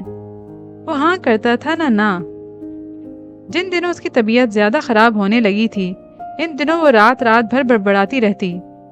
اس کی بڑبڑاہٹ عجیب ہوتی، جیسے ہچکیاں لیتی ہو، مدفن ہچکیاں۔ اگر میرے بس میں ہو تو میں تمہاری دائیں آنکھ کے کمان کے کنارے پر بنے اس دل کو اپنی مٹھی میں لے لوں اور اسے کہیں چھپا دوں۔ ہاں چلو اپنے دل میں، تاکہ جب تم ہنسو تو کوئی اور اس دل کے رقص پر فدا نہ ہو جائے۔ میں کسی اور کو تم پر فدا ہوتے کیسے دیکھ سکتی ہوں؟ میں مر جاؤں گی۔ کل میں فرش صاف کرتے پھسل گئی، میری ناک سے خون بہنے لگا، میں رونے لگی۔ تم ہوتے تو اپنی آستین سے میرا خون صاف کرتے اور مجھے باہوں میں بھر کر کہتے، مارگریٹ دی سپر وومن۔ سپر وومن بھی روتی ہے کبھی، اور تمہاری نیلی آنکھوں میں ایک ہی چیز بھلی نہیں لگتی، آنسو۔ تم وہ کام کیوں کرتی ہو مارگریٹ جو مجھے اچھے نہیں لگتے؟ تم آہ کیوں کرتی ہو؟ اگر تمہیں کسی وجہ سے رونا ہی ہوا کرے تو تم خود کو کہیں چھپا لیا کرو، پھر اپنی روتی صورت کو میک اپ سے چمکا لیا کرو۔ مجھے معلوم نہیں ہونا چاہیے کہ تم روتی رہی ہو۔ میں روتی رہی ہوں۔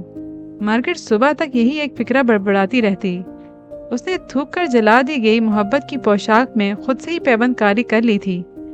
وہ ایک ایسے جزامی بڑیا بن گئی جس کے زخم ہی اس کی دوا تھے۔ اسے کسی وید کے پاس جانے کی حاجت نہ تھی۔ کوئی ایسی محبت کو توق زدہ زنجیر پا کر جو گد بنی بوٹی بوٹی نوچتی ہے، ایسے مردار خوار کو کوئی رحم والا مردار کرے، کوئی رحم کرے۔ اور جب جب وہ بہت زیادہ بڑبڑانے لگتی اور اس کے کانوں میں مزید سکت نہ رہتی سننے کی، تو وہ اپنے کامتے ہاتھ سے ہولے سے مارگریٹ کے جسم کو چھوتا اور وہ جھجری لے کر بڑبڑانا بند کر دیتی اور ہاتھ بڑھا کر اسے اپنے وجود میں سمیٹ لیتی۔ نہیں، اپنے بیٹے کو نہیں، عرب کے گم ہو چکے اپنے شہزادے کو، جس کی محبت کو مار کر بھی وہ نہیں مار پا رہی تھی، اور جو خود کو زندگی کے کنارے پر گھسیٹ لائی تھی اور موت کی طرف ہاتھ ہلاتی تھی۔ اور کون کہتا ہے کہ موت سیاہ شب خون ہے؟ موت نے قطعاً مارگریٹ کی زندگی پر شب خون مارنے کی کوشش نہیں کی تھی۔ یہ کام تو خود مارگریٹ کر رہی تھی۔ وہ خود سے شنابہ نتھی کر چکی تھی۔ ذرا سی تپش ملتے ہی وہ جل کر بھسم کیسے نہ ہو جاتی؟ ایسی حالت میں اسے کون بچا سکتا تھا؟ کوئی معجزہ ہی، اور وہ کوئی نبی پیغمبر تو نہ تھی، وہ تو صنم گزیدہ تھی، اور معجزے ایسے لوگوں پر اتنے مہربان نہیں ہوتے۔ ایک رات وہ مر گئی۔ اس رات اس نے اپنی زندگی کے آخری مرد کا ہاتھ مضبوطی سے اپنے ہاتھوں میں تھام رکھا تھا۔ وہ اس کے ہاتھ کو بار بار اپنے ہونٹوں، اپنے گالوں، اپنی آنکھوں سے لگاتی۔ اس کی زندگی کے اس آخری مرد کی آنکھوں سے آنسو روا تھے۔ انسان بڑا حساس واقع ہوا ہے۔ موت کی آہٹ پر اس کے کان کھڑے ہو جاتے ہیں۔ 9 مہینے زندگی نمو پاتی ہے تو ایسا واویلا مچاتی آتی ہے۔ موت تو سالوں سالوں اور سالوں ہی نمو پاتی ہے، اپنی آمد پر کس اہتمام کا ویلا نہیں مچاتی۔ وہ رو رہا تھا، واویلے پر اس کے کان کھڑے ہو گئے تھے۔ اپنی طرف سے مارگریٹ اپنی ماں باپ، اپنے گھر، اپنے بچپنے، اپنے اسکول کی باتیں کر رہی تھی، اسے سنا رہی تھی، لیکن دراصل وہ اسے ہر دوسری بات کے بعد اس پہلے شخص کے قصے سنانے لگتی تھی جو اس کی پائنتی موجود تھا نہ سرہانے، جو اس کے آخری وقت میں آنے والا تھا نہ جنازے میں۔ مارگریٹ کو کوئی خواہش نہ تھی اس شخص کو خدا کے حضور مورد الزام ٹھہرانے کی۔ وہ وہاں بھی یہی کرنے والی تھی۔ وہ اللہ سے اسے مانگنے والی تھی۔ وہ رحم دل خاتون تھی، وہ جو اس کے لیے اللہ سے رحم مانگنے والی تھی۔ قہوہ پینے کے بعد وہ ہمیشہ کپ کو اوندا کر دیا کرتی تھی۔ یہ اس کی عادت تھی۔ مجھے اس کی یہ عادت بہت پسند تھی۔ ہاں واقعی، مارگریٹ کو اس کی یہ عادت پسند تھی۔ اس کی کافی کا مگ خالی ہوتے ہی اوندا ہو جاتا۔ بڑے ہوتے ہوئے اس نے کئی اوندے کپ پاؤں کی ٹھوکر سے توڑ ڈالے۔ اوندے کپ دیکھ کر وہ پاگل سا ہو جاتا۔ اس کا بس نہ چلتا کہ سارے کپ توڑ ڈالے۔ ایسے کیسے وہ اس دنیا کو اس بھٹی میں جلا ڈالے جو اس کی ماں کے اندر بھڑکتی رہی تھی۔ تمہاری آنکھ کے کمان کے کنارے بھی تل ہو۔ تمہارے دنیا میں آتے ہی میں نے سب سے پہلے اس تل کو ڈھونڈا۔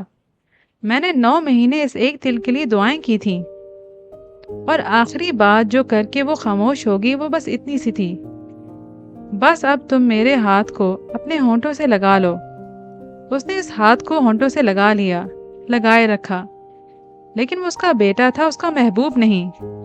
صرف 26 سال کی جوان بوڑھی ہو چکی، نیلی آنکھوں اور کبھی کی گلابی رنگت والی مارگریٹ کو اس نے تابوت میں آنکھیں موندے سوتے دیکھا، اور تابوت کے کنارے وہ دیوانوں کی طرح رویا۔ آلیان مارگریٹ، اس نے اسی وقت فیصلہ کر لیا تھا کہ اسے کس سے سب سے زیادہ نفرت کرنی ہے، اپنے باپ سے۔ آنٹی سوزن نے اسے اوور کڈ سینٹر میں داخل کروا دیا تھا، جو ایک پرائیویٹ ادارہ تھا اور بے سہارا بچوں کی دیکھ بھال میں ایوارڈ یافتہ تھا۔ کچھ عرصے بعد اسے بتایا گیا کہ ایک خاتون نے اسے گود لے لیا ہے اور وہ ان کے گھر اسے ملنے جا سکتا ہے۔ اسے ایک رات اس خاتون کے گھر چھوڑ دیا گیا۔ وہ خاتون ماما مہر تھیں۔ انہوں نے اسے دیکھتے ہی اس کی دونوں ہتھیلیوں کو ہونٹوں سے لگا لیا اور اپنی آنکھوں پر رکھ لیا۔ مارگریٹ، انہوں نے ہولے سے سرگوشی کی۔ وہ ان کی گود میں رات بھر بیٹھا رہا اور وہیں سو گیا۔ یہ ان دونوں کی پہلی ملاقات تھی۔ وہ اپنی اب تک کی زندگی میں دوسری بار محبت کر رہا تھا، اور پھر سے ایک عورت سے۔ ایک سے پیدائشی ہوئی تھی، دوسری سے معجزاتی، کسی انسانی صحیفے کی طرح جس کے اترتے ہی بس آنکھوں سے لگا لیا جاتا ہے، سینے میں اتار لیا جاتا ہے۔ مقدس محبت جس کی پرستش کرنے پر دل مائل رہتا ہے۔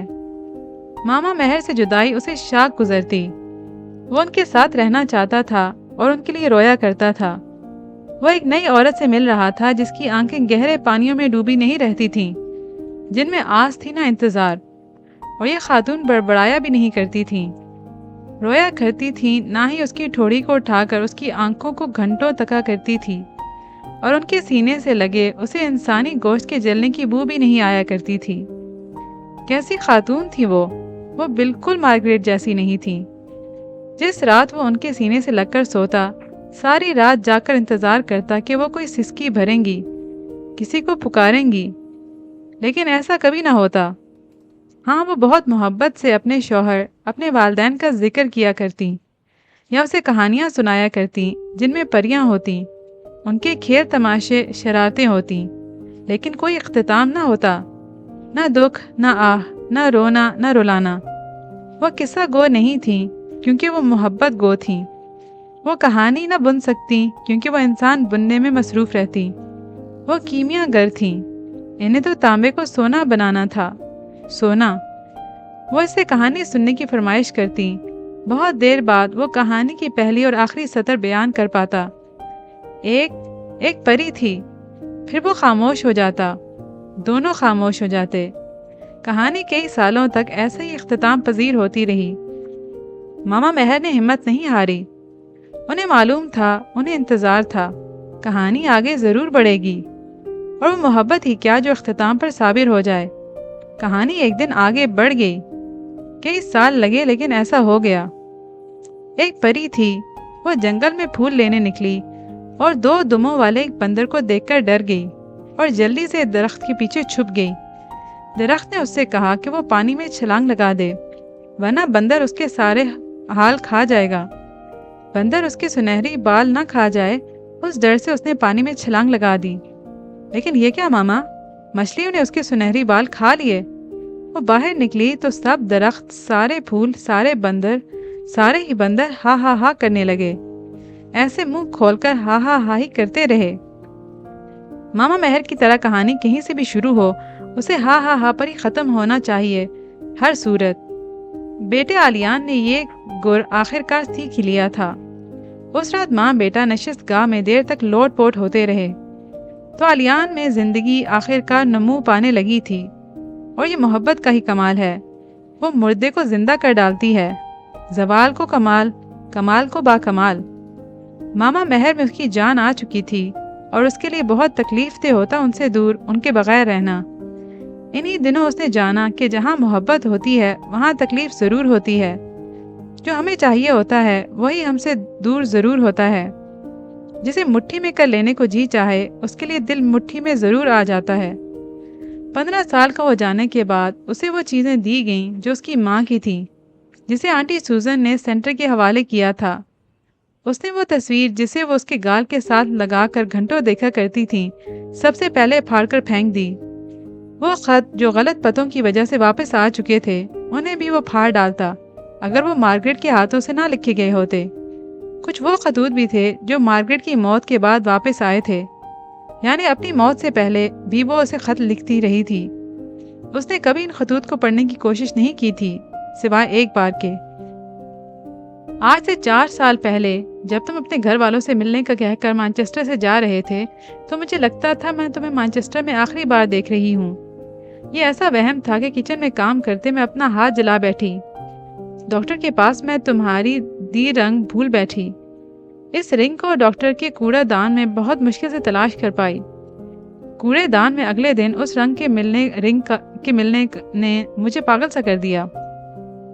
وہ فون کبھی نہ آیا، خط واپس آتے رہے۔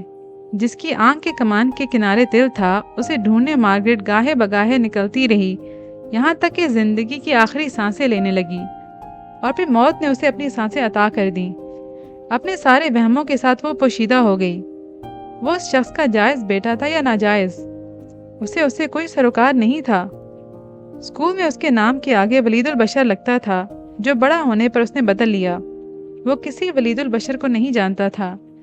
اگر دنیا میں کوئی ولید البشر تھا تو وہ اس کا باپ نہیں تھا، ایک بھیڑیا تھا جس نے اس کی ماں کو چیر پھاڑ ڈالا اور اسے لعنت قرار دیا۔ اس عورت کو اس نے لعنت قرار دیا جس نے اس کے بعد دوستی کے نام پر بھی کسی مرد سے بات نہ کی۔ اگر وہ ایک لعنت ہی ہوتی تو پھولدار کپڑے پہنے، خود کو سجائے بنائے اب تک زندہ ہوتی۔ وہ اب تک بڑی شان سے زندہ ہوتی۔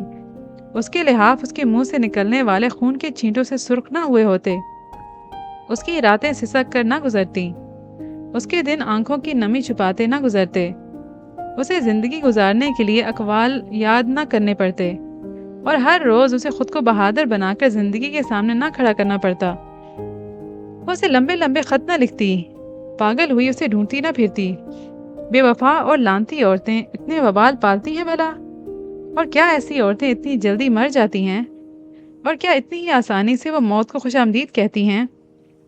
پہلے وہ سوچا کرتا تھا کہ وہ اس شخص کو ڈھونڈ کر مار ڈالے گا، لیکن ماما ماہر کہا کرتی تھیں کہ اپنے دل و دماغ کو خاموش رکھو، سارے وبال یہیں سے پھوٹتے ہیں۔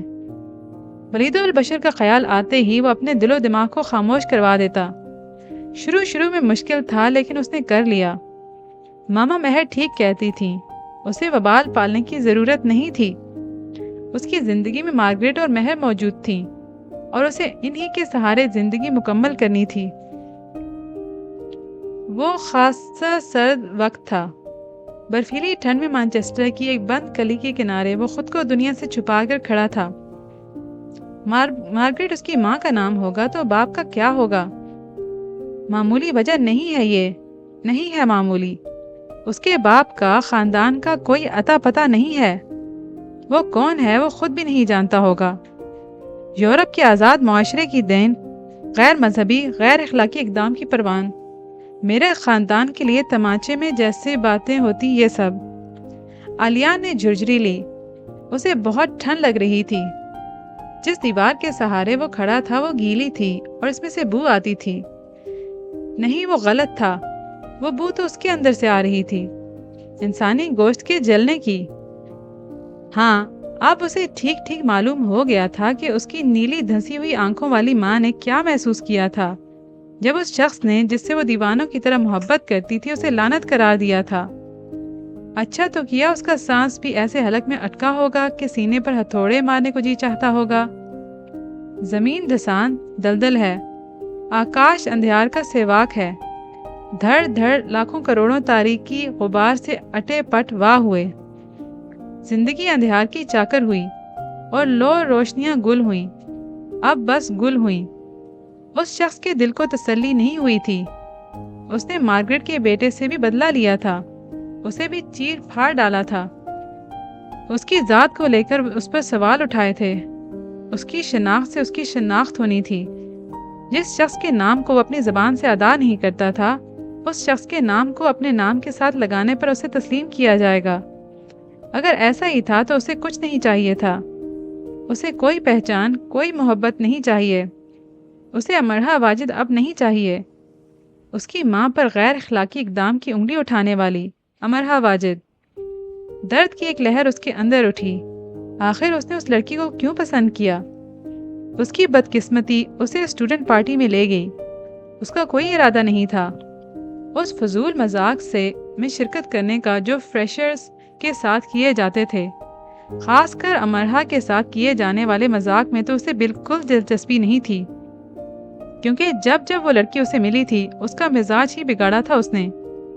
وہ ایک طرف اندھیرے میں کوکٹیل لیے بیٹھ گیا اور سارا تماشا دیکھنے لگا، اور جب وہ رو رو کر اردو میں چلانے لگی تو اسے برا لگا، اور جب گھٹنوں میں سر دے کر وہ باقاعدہ رونے لگی تو مارگریٹ کچن میں اس کے لیے کچھ کھانا پکانے کی کوشش کر رہی تھی۔ وہ کھڑکی سے باہر دیکھ رہا تھا اور کھڑکی سے اندر کچن کی طرف سے آتی آوازیں سن رہا تھا۔ جب ان آوازوں کو سنتے سنتے وہ خود رونے جیسا ہو گیا تو کچن کی طرف آیا۔ ماما، اس نے روتے ہوئی مارگریٹ کو بلانے کی جرات کی۔ کچھ دیر بعد وہ چھری پھینک کر اس کی طرف پلٹی۔ اس کی انگلی سے خون نکل رہا تھا۔ میرا ہاتھ کٹ گیا ہے، مجھے بہت درد ہو رہا ہے۔ اگر وہ براڈ وے میں کام کرتی تو سارے براڈ وے کو لے ڈوبتی۔ اتنے سے بچے کو الو بنانے میں وہ ناکام تھی۔ انگلی کاٹ کر رونے کی وجہ بتا رہی تھی۔ اس نے انگلی سے خون کو بہنے دیا اور روتی رہی۔ مجھے بہت درد ہو رہا ہے، بہت درد۔ اور وہ خاموش کھڑا انگلی کو نہیں ان آنکھوں کو دیکھ رہا تھا جن سے خون ابل رہا تھا، اور وہ خون فرش پر نہیں اس کے دل پر گر رہا تھا۔ امرہا واجد سسک رہی تھی، اور جب اس نے سیاہ مشرقی آنکھوں میں جھانکا تو اسے معلوم ہوا کہ مارگریٹ کی طرح لحاف میں منہ دے کر وہ بھی بہت روتی رہی ہے۔ ان پر بھی کرب کے بہت سے پہاڑ ٹوٹے ہیں۔ وہ ان آنکھوں میں جکڑ گیا۔ مارگریٹ کو پھر سے کسی نے رلا دیا۔ اب وہ یہ نہیں ہونے دے گا۔ وہ رات اس نے جاگ کر گزاری۔ مشرق افق پر دو نین دھرے تھے، وہ ان میں ڈوب ڈوب جاتا تھا۔ بھوری آنکھوں میں جو دیپ بجھے پڑے تھے وہ جل اٹھے تھے۔ وہ تان سین کی شاگرد رہی ہوگی، اس نے اس کے اندر چراغاں کر دیا تھا۔ وہ حیات کا دہانہ تھا، وہ اسے زندہ کر رہی تھی۔ وہ مشرقی ساحرہ تھی، بس میں کر لینا وہ سیکھ چکی تھی، اور وہ بنکشین تھی، وہ اس کے زخم مندمل کرنے آئی تھی۔ اسے لڑکیوں میں اتنی دلچسپی تھی جس سے کارل کو چڑ ہو سکے۔ وہ کارل کی ہر گرل فرینڈ کو لے اڑتا، کارل کے ساتھ یہ سب چلتا رہتا تھا۔ پھر اس نے ایک ایسی لڑکی میں دلچسپی کیوں لی جس نے اتنی حقارت سے وہی سارے الفاظ اس کے منہ پر دے مارے تھے جو کبھی ڈنمارک میں اس کے ماں کے منہ پر مارے گئے تھے۔ وہ خود اپنے باپ کے لیے بھی اتنا ہی حقیر تھا جتنا اب امرہا واجد کے لیے تھا۔ اس نے استہزائیہ ہنس کر سوچا، ایک ہی نسل کے دو انسانوں کا ایک جیسا نصیب، دونوں کو محبت ہوئی، دونوں کو بدلے میں دھتکار ملی، دونوں کو لعنت قرار دے دیا گیا۔ دو انسانوں کے نصیب میں اتنی مماثلت، وہ واقعی بہت بد نصیب تھا۔ اس کا ٹوٹ کر رونا بنتا تھا۔ امرہا واجد کو اس کی ماں سے زیادہ اس کے باپ کی فکر تھی، جس کی غلیظ تصویر کو اس نے پھاڑ کر پھینک دیا تھا۔ وہ انگلی اٹھا رہی تھی کہ وہ کون تھا۔ وہ آلیان مارگریٹ تھا، اور اسے کیا ہونا چاہیے تھا؟ اگر آلیان نام اسے اس کی ماں نے نہ دیا ہوتا تو وہ یہ بھی بدل لیتا۔ اسٹوڈنٹ پارٹی کے بعد اس نے خود کو اسے دیکھتے پایا۔ وہ اس کے ڈپارٹمنٹ تک جاتا، وہ اپنے لمبے دوپٹے کو سنبھالتی یونیورسٹی کی در و دیوار کو ایسے دیکھتی جیسے کسی نئے جہان آ چکی ہو۔ وہ اپنے آپ میں مسکراتی رہتی، خاص کر تب جب اس کے قریب سے کوئی عجیب و غریب لباس یا پیئر سٹائل والا اسٹوڈنٹ گزرتا۔ اسٹوڈنٹ پارٹی کے بعد اس نے دیکھا کہ ہنسی کو دبائے زبردستی کا منہ پھلائے وہ سب کی معذرت سن رہی ہے، جیسے اس پر اس نے سو کر دینا تھا، لیکن یہ اس کی انسا دوستی کی مثال ہے کہ وہ ایسا نہیں کر رہی۔ ڈیرک جیسے ہاتھ باندھے سزا کے انتظار میں کھڑا تھا اور وہ اعصاب تانے کسی خونخوار بادشاہ کی اکلوتی بیٹی بنی ایسے ظاہر کر رہی تھی جیسے کہہ رہی ہو، بس اب تمہیں بھوکے شیروں کے آگے ضرور ڈالا جائے گا۔ وہ اکثر آکسفورڈ روڈ پر اس کے پیچھے جاتا۔ اس کا دوپٹہ اس کے لیے ایک مسئلہ تھا۔ اسے اتنے بڑے بڑے دوپٹے لینے کا شوق بھی تھا اور انہیں سنبھالنا بھی نہیں آتا تھا۔ شاید وہ سارے مانچسٹر کو یہ بتانا چاہتی تھی کہ صرف وہ اکیلی ہے مشرق کی پہچان۔ جی ہاں، وہ اکیلی۔ ایک دن جب وہ آکسفورڈ روڈ پر اس کے پیچھے پیچھے آیا تو اس کا دوپٹہ اس کے پیچھے والے کے پاؤں میں الجھ گیا۔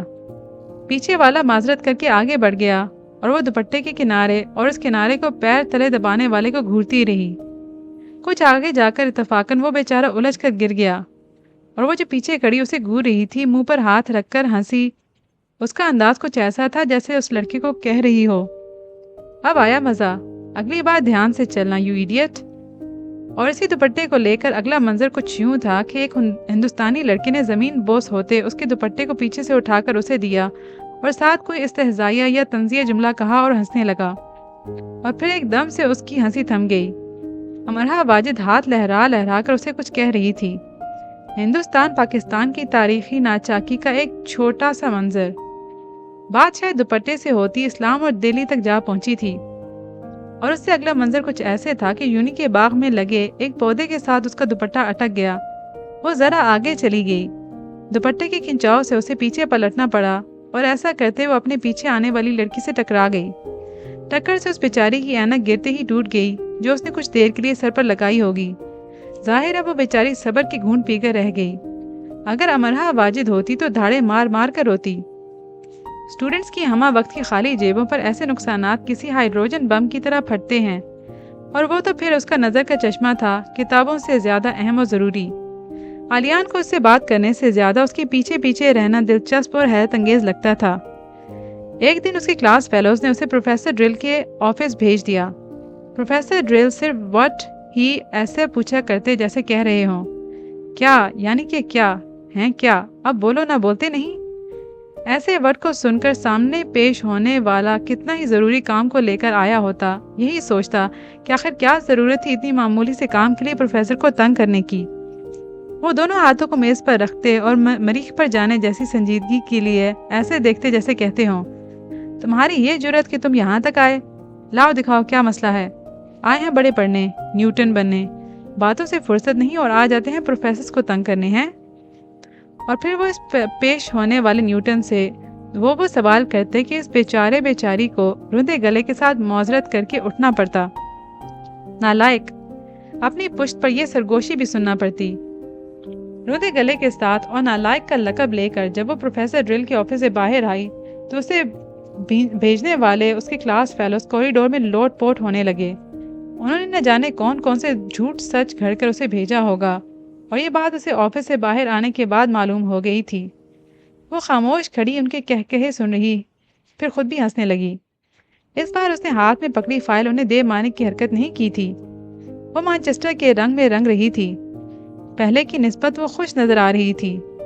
عالیان کو لگنے لگا تھا کہ وہ کسی ونڈرلینڈ میں آ گیا ہے، یعنی صرف ایک لڑکی کے مانچسٹر میں آ جانے سے سارا مانچسٹر ہی ونڈرلینڈ میں بدل چکا تھا۔ وہ اب تک اپنی ماں کو یاد کر کے سوتا رہا تھا، اور کئی کروٹیں بدلنے کے بعد اسے نیند آتی تھی۔ اب وہ اسے سوچتا، مسکراتا اور سو بھی جاتا، اور کبھی سوچتے سوچتے لحاف کو جھٹک کر اٹھ کر بیٹھ جاتا اور کہکہے لگاتا۔ اچھا تو وہ یہی پری تھی جس کی کہانی کہیں سے بھی شروع ہو اختتام ہا ہا پر ہوتا ہے۔ وہ اپنی کلاس فیلو سے پوچھنے لگا، ریٹاٹوئی دیکھی ہے، وہی چوہے والی؟ نہ، کون سی؟ جس میں چوہا کھانا بناتا ہے؟ اچھا، سو سویٹ، وقت ملتے ہی ضرور دیکھوں گی۔ ہاں، وہ کتنا کیوٹ لگتا ہے نا وہ کھانا پکاتے، لو اٹ۔ کوئی بھی اس کی طرح آنکھ نہ کرتا، ناک نہ چڑھاتا۔ ہاں ٹھیک تھا کہ وہ مشرق سے آیا بھید تھا جسے وہ کھول رہا تھا۔ اس کا ایک انگریز دوست کسی انوکھی بات پر اکثر سر ہلا کر بوڑھے جرنیلوں کی طرح تعصب سے کہا کرتا، تم نے مشرق کے گھاٹ کا پانی پی لیا ہے، تمہاری اب سمجھ سے بالاتر ہو چکی ہے۔ امرہا سے ملنے کے بعد اب اسے لاہور جانا تھا۔ وہ دیکھنا چاہتا تھا کہ کیا وہاں اس جیسے ہیں سب، کیا سب لڑکیاں ایسے ہی دوپٹوں میں الجھتی ہیں، بری بات پر ناک چڑھا کر آنکھ کہتی ہیں اور چھوٹی چھوٹی باتوں پر آنکھیں نم کر لیتی ہیں۔ جب وہ فارغ ہوتا تو وہ لاہور نامہ پڑھتا رہتا، یعنی اپنے فارغ اوقات کار میں وہ لاہور میں رہتا۔ وہ اتنا لاہور میں رہنے لگا کہ صبح آنکھ کھلتے ہی اسے خود کو یاد کروانا پڑتا کہ وہ سینٹ اینسلم ہال میں ہے، کینٹیا مال میں نہیں۔ وہ روز پاکستانی اخبار بھی ضرور پڑھتا کہ لاہور میں کیا کیا ہو رہا ہے، لاہور میں کچھ بدل تو نہیں گیا۔ اس نے لوڈ شیڈنگ کے بارے میں اتنا پڑھا کہ اس نے امرہا سے پوچھ ہی لیا، کیا واقعی پاکستان بجلی کو لے کر اتنے بڑے کرائسس سے گزر رہا ہے؟ اس کا رنگ فک سا ہو گیا۔ نہیں، پر تم کیوں پوچھ رہے ہو؟ نہیں، وہ اس کے نہیں پر دنگ تھا۔ ہر روز وہ بجلی کو لے کر خبریں پڑھتا تھا۔ ایسے ہی وہ میرا ہاسٹل فیلو بتا رہا تھا۔ اس نے بہانہ بنایا۔ کیا بتا رہا تھا؟ کوئی پاکستانی ہے یا ہندوستانی؟ اس نے بمشکل اپنا غصہ ضبط کیا۔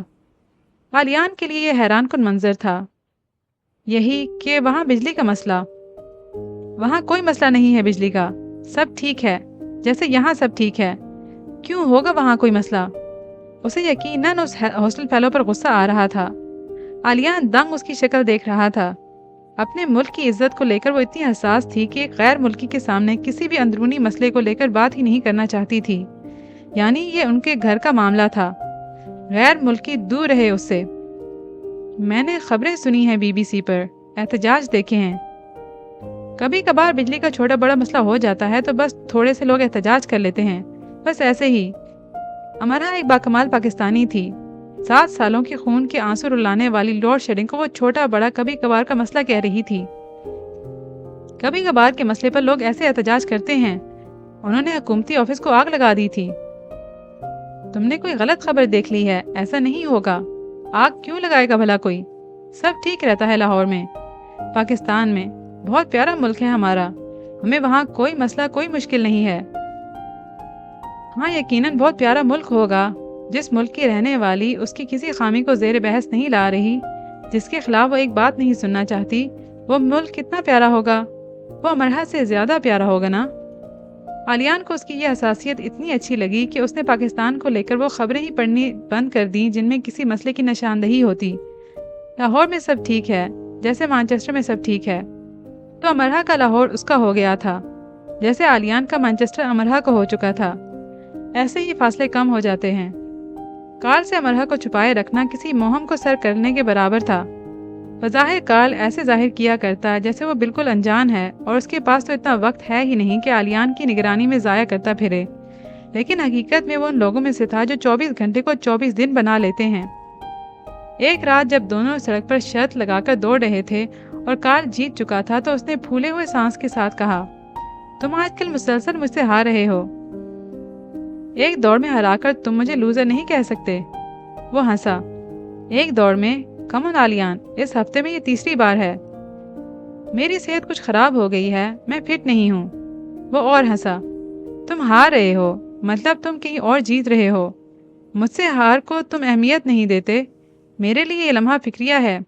میں نے تم سے کہا کہ مارٹن کو اسٹور روم میں لاک کرنا ہے تو تم نے کہا کہ وہ بیچارہ ڈر جائے گا۔ اس سے پہلے تو تمہیں کبھی کسی کے ڈرنے کی پرواہ نہیں ہوئی تھی۔ اگر وہ انتظامیہ سے ہماری شکایت کر دیتا۔ کارل منہ کھولے اسے دیکھتا رہا۔ اس سے پہلے ہم ڈیوڈ کے ساتھ یہ کر چکے ہیں اور اسے تو ہم نے کوڑے دان میں کیا تھا اور بیچارہ بے ہوش ہو گیا تھا۔ تم اب بدل رہے ہو، میں تمہیں اکیلا بدلنے نہیں دوں گا، گھونسا دکھا کر کہا۔ میں اب بڑا ہو رہا ہوں۔ نہیں، بڑے ہونے کی نشانیاں نہیں ہے یہ، مجھے تشویش ہے بلکہ خوف ہے، میں اپنے بہترین دشمن کھو دوں گا۔ سر کارل کہتے ہیں دوست ہو نہ ہو دشمن ضرور ہو، اور تم جانتے ہو پوری یونیورسٹی میں میری ٹکر کے صرف تم ہو۔ کارل نے انگلی اٹھا کر کہا، تم انتظار کر لو، فریشرز میں بہت سے بھینسے تمہاری ٹکر کے آ چکے ہوں گے، جتنی چاہے ٹکریں مار لینا۔ میرا خیال ہے وہ بل آ چکا ہے، سر کارل نے پرسوچ سر ہلایا۔ غالیان زیر لب ہنسا۔ امرہا بل۔ امرہا کے نام پر ہی وہ ایسے مسکرا دیا کرتا تھا۔ وہ اس کے ساتھ پر کیسے کیسے نہیں مسکرایا کرے گا۔ ہر بار ایک نئی مسکراہٹ، ایک نئی ادا، پرانی امرہا کی جگہ ایک نئی امرہا، نئی امرہا کی جگہ لیتی پھر سے پرانی امرہا۔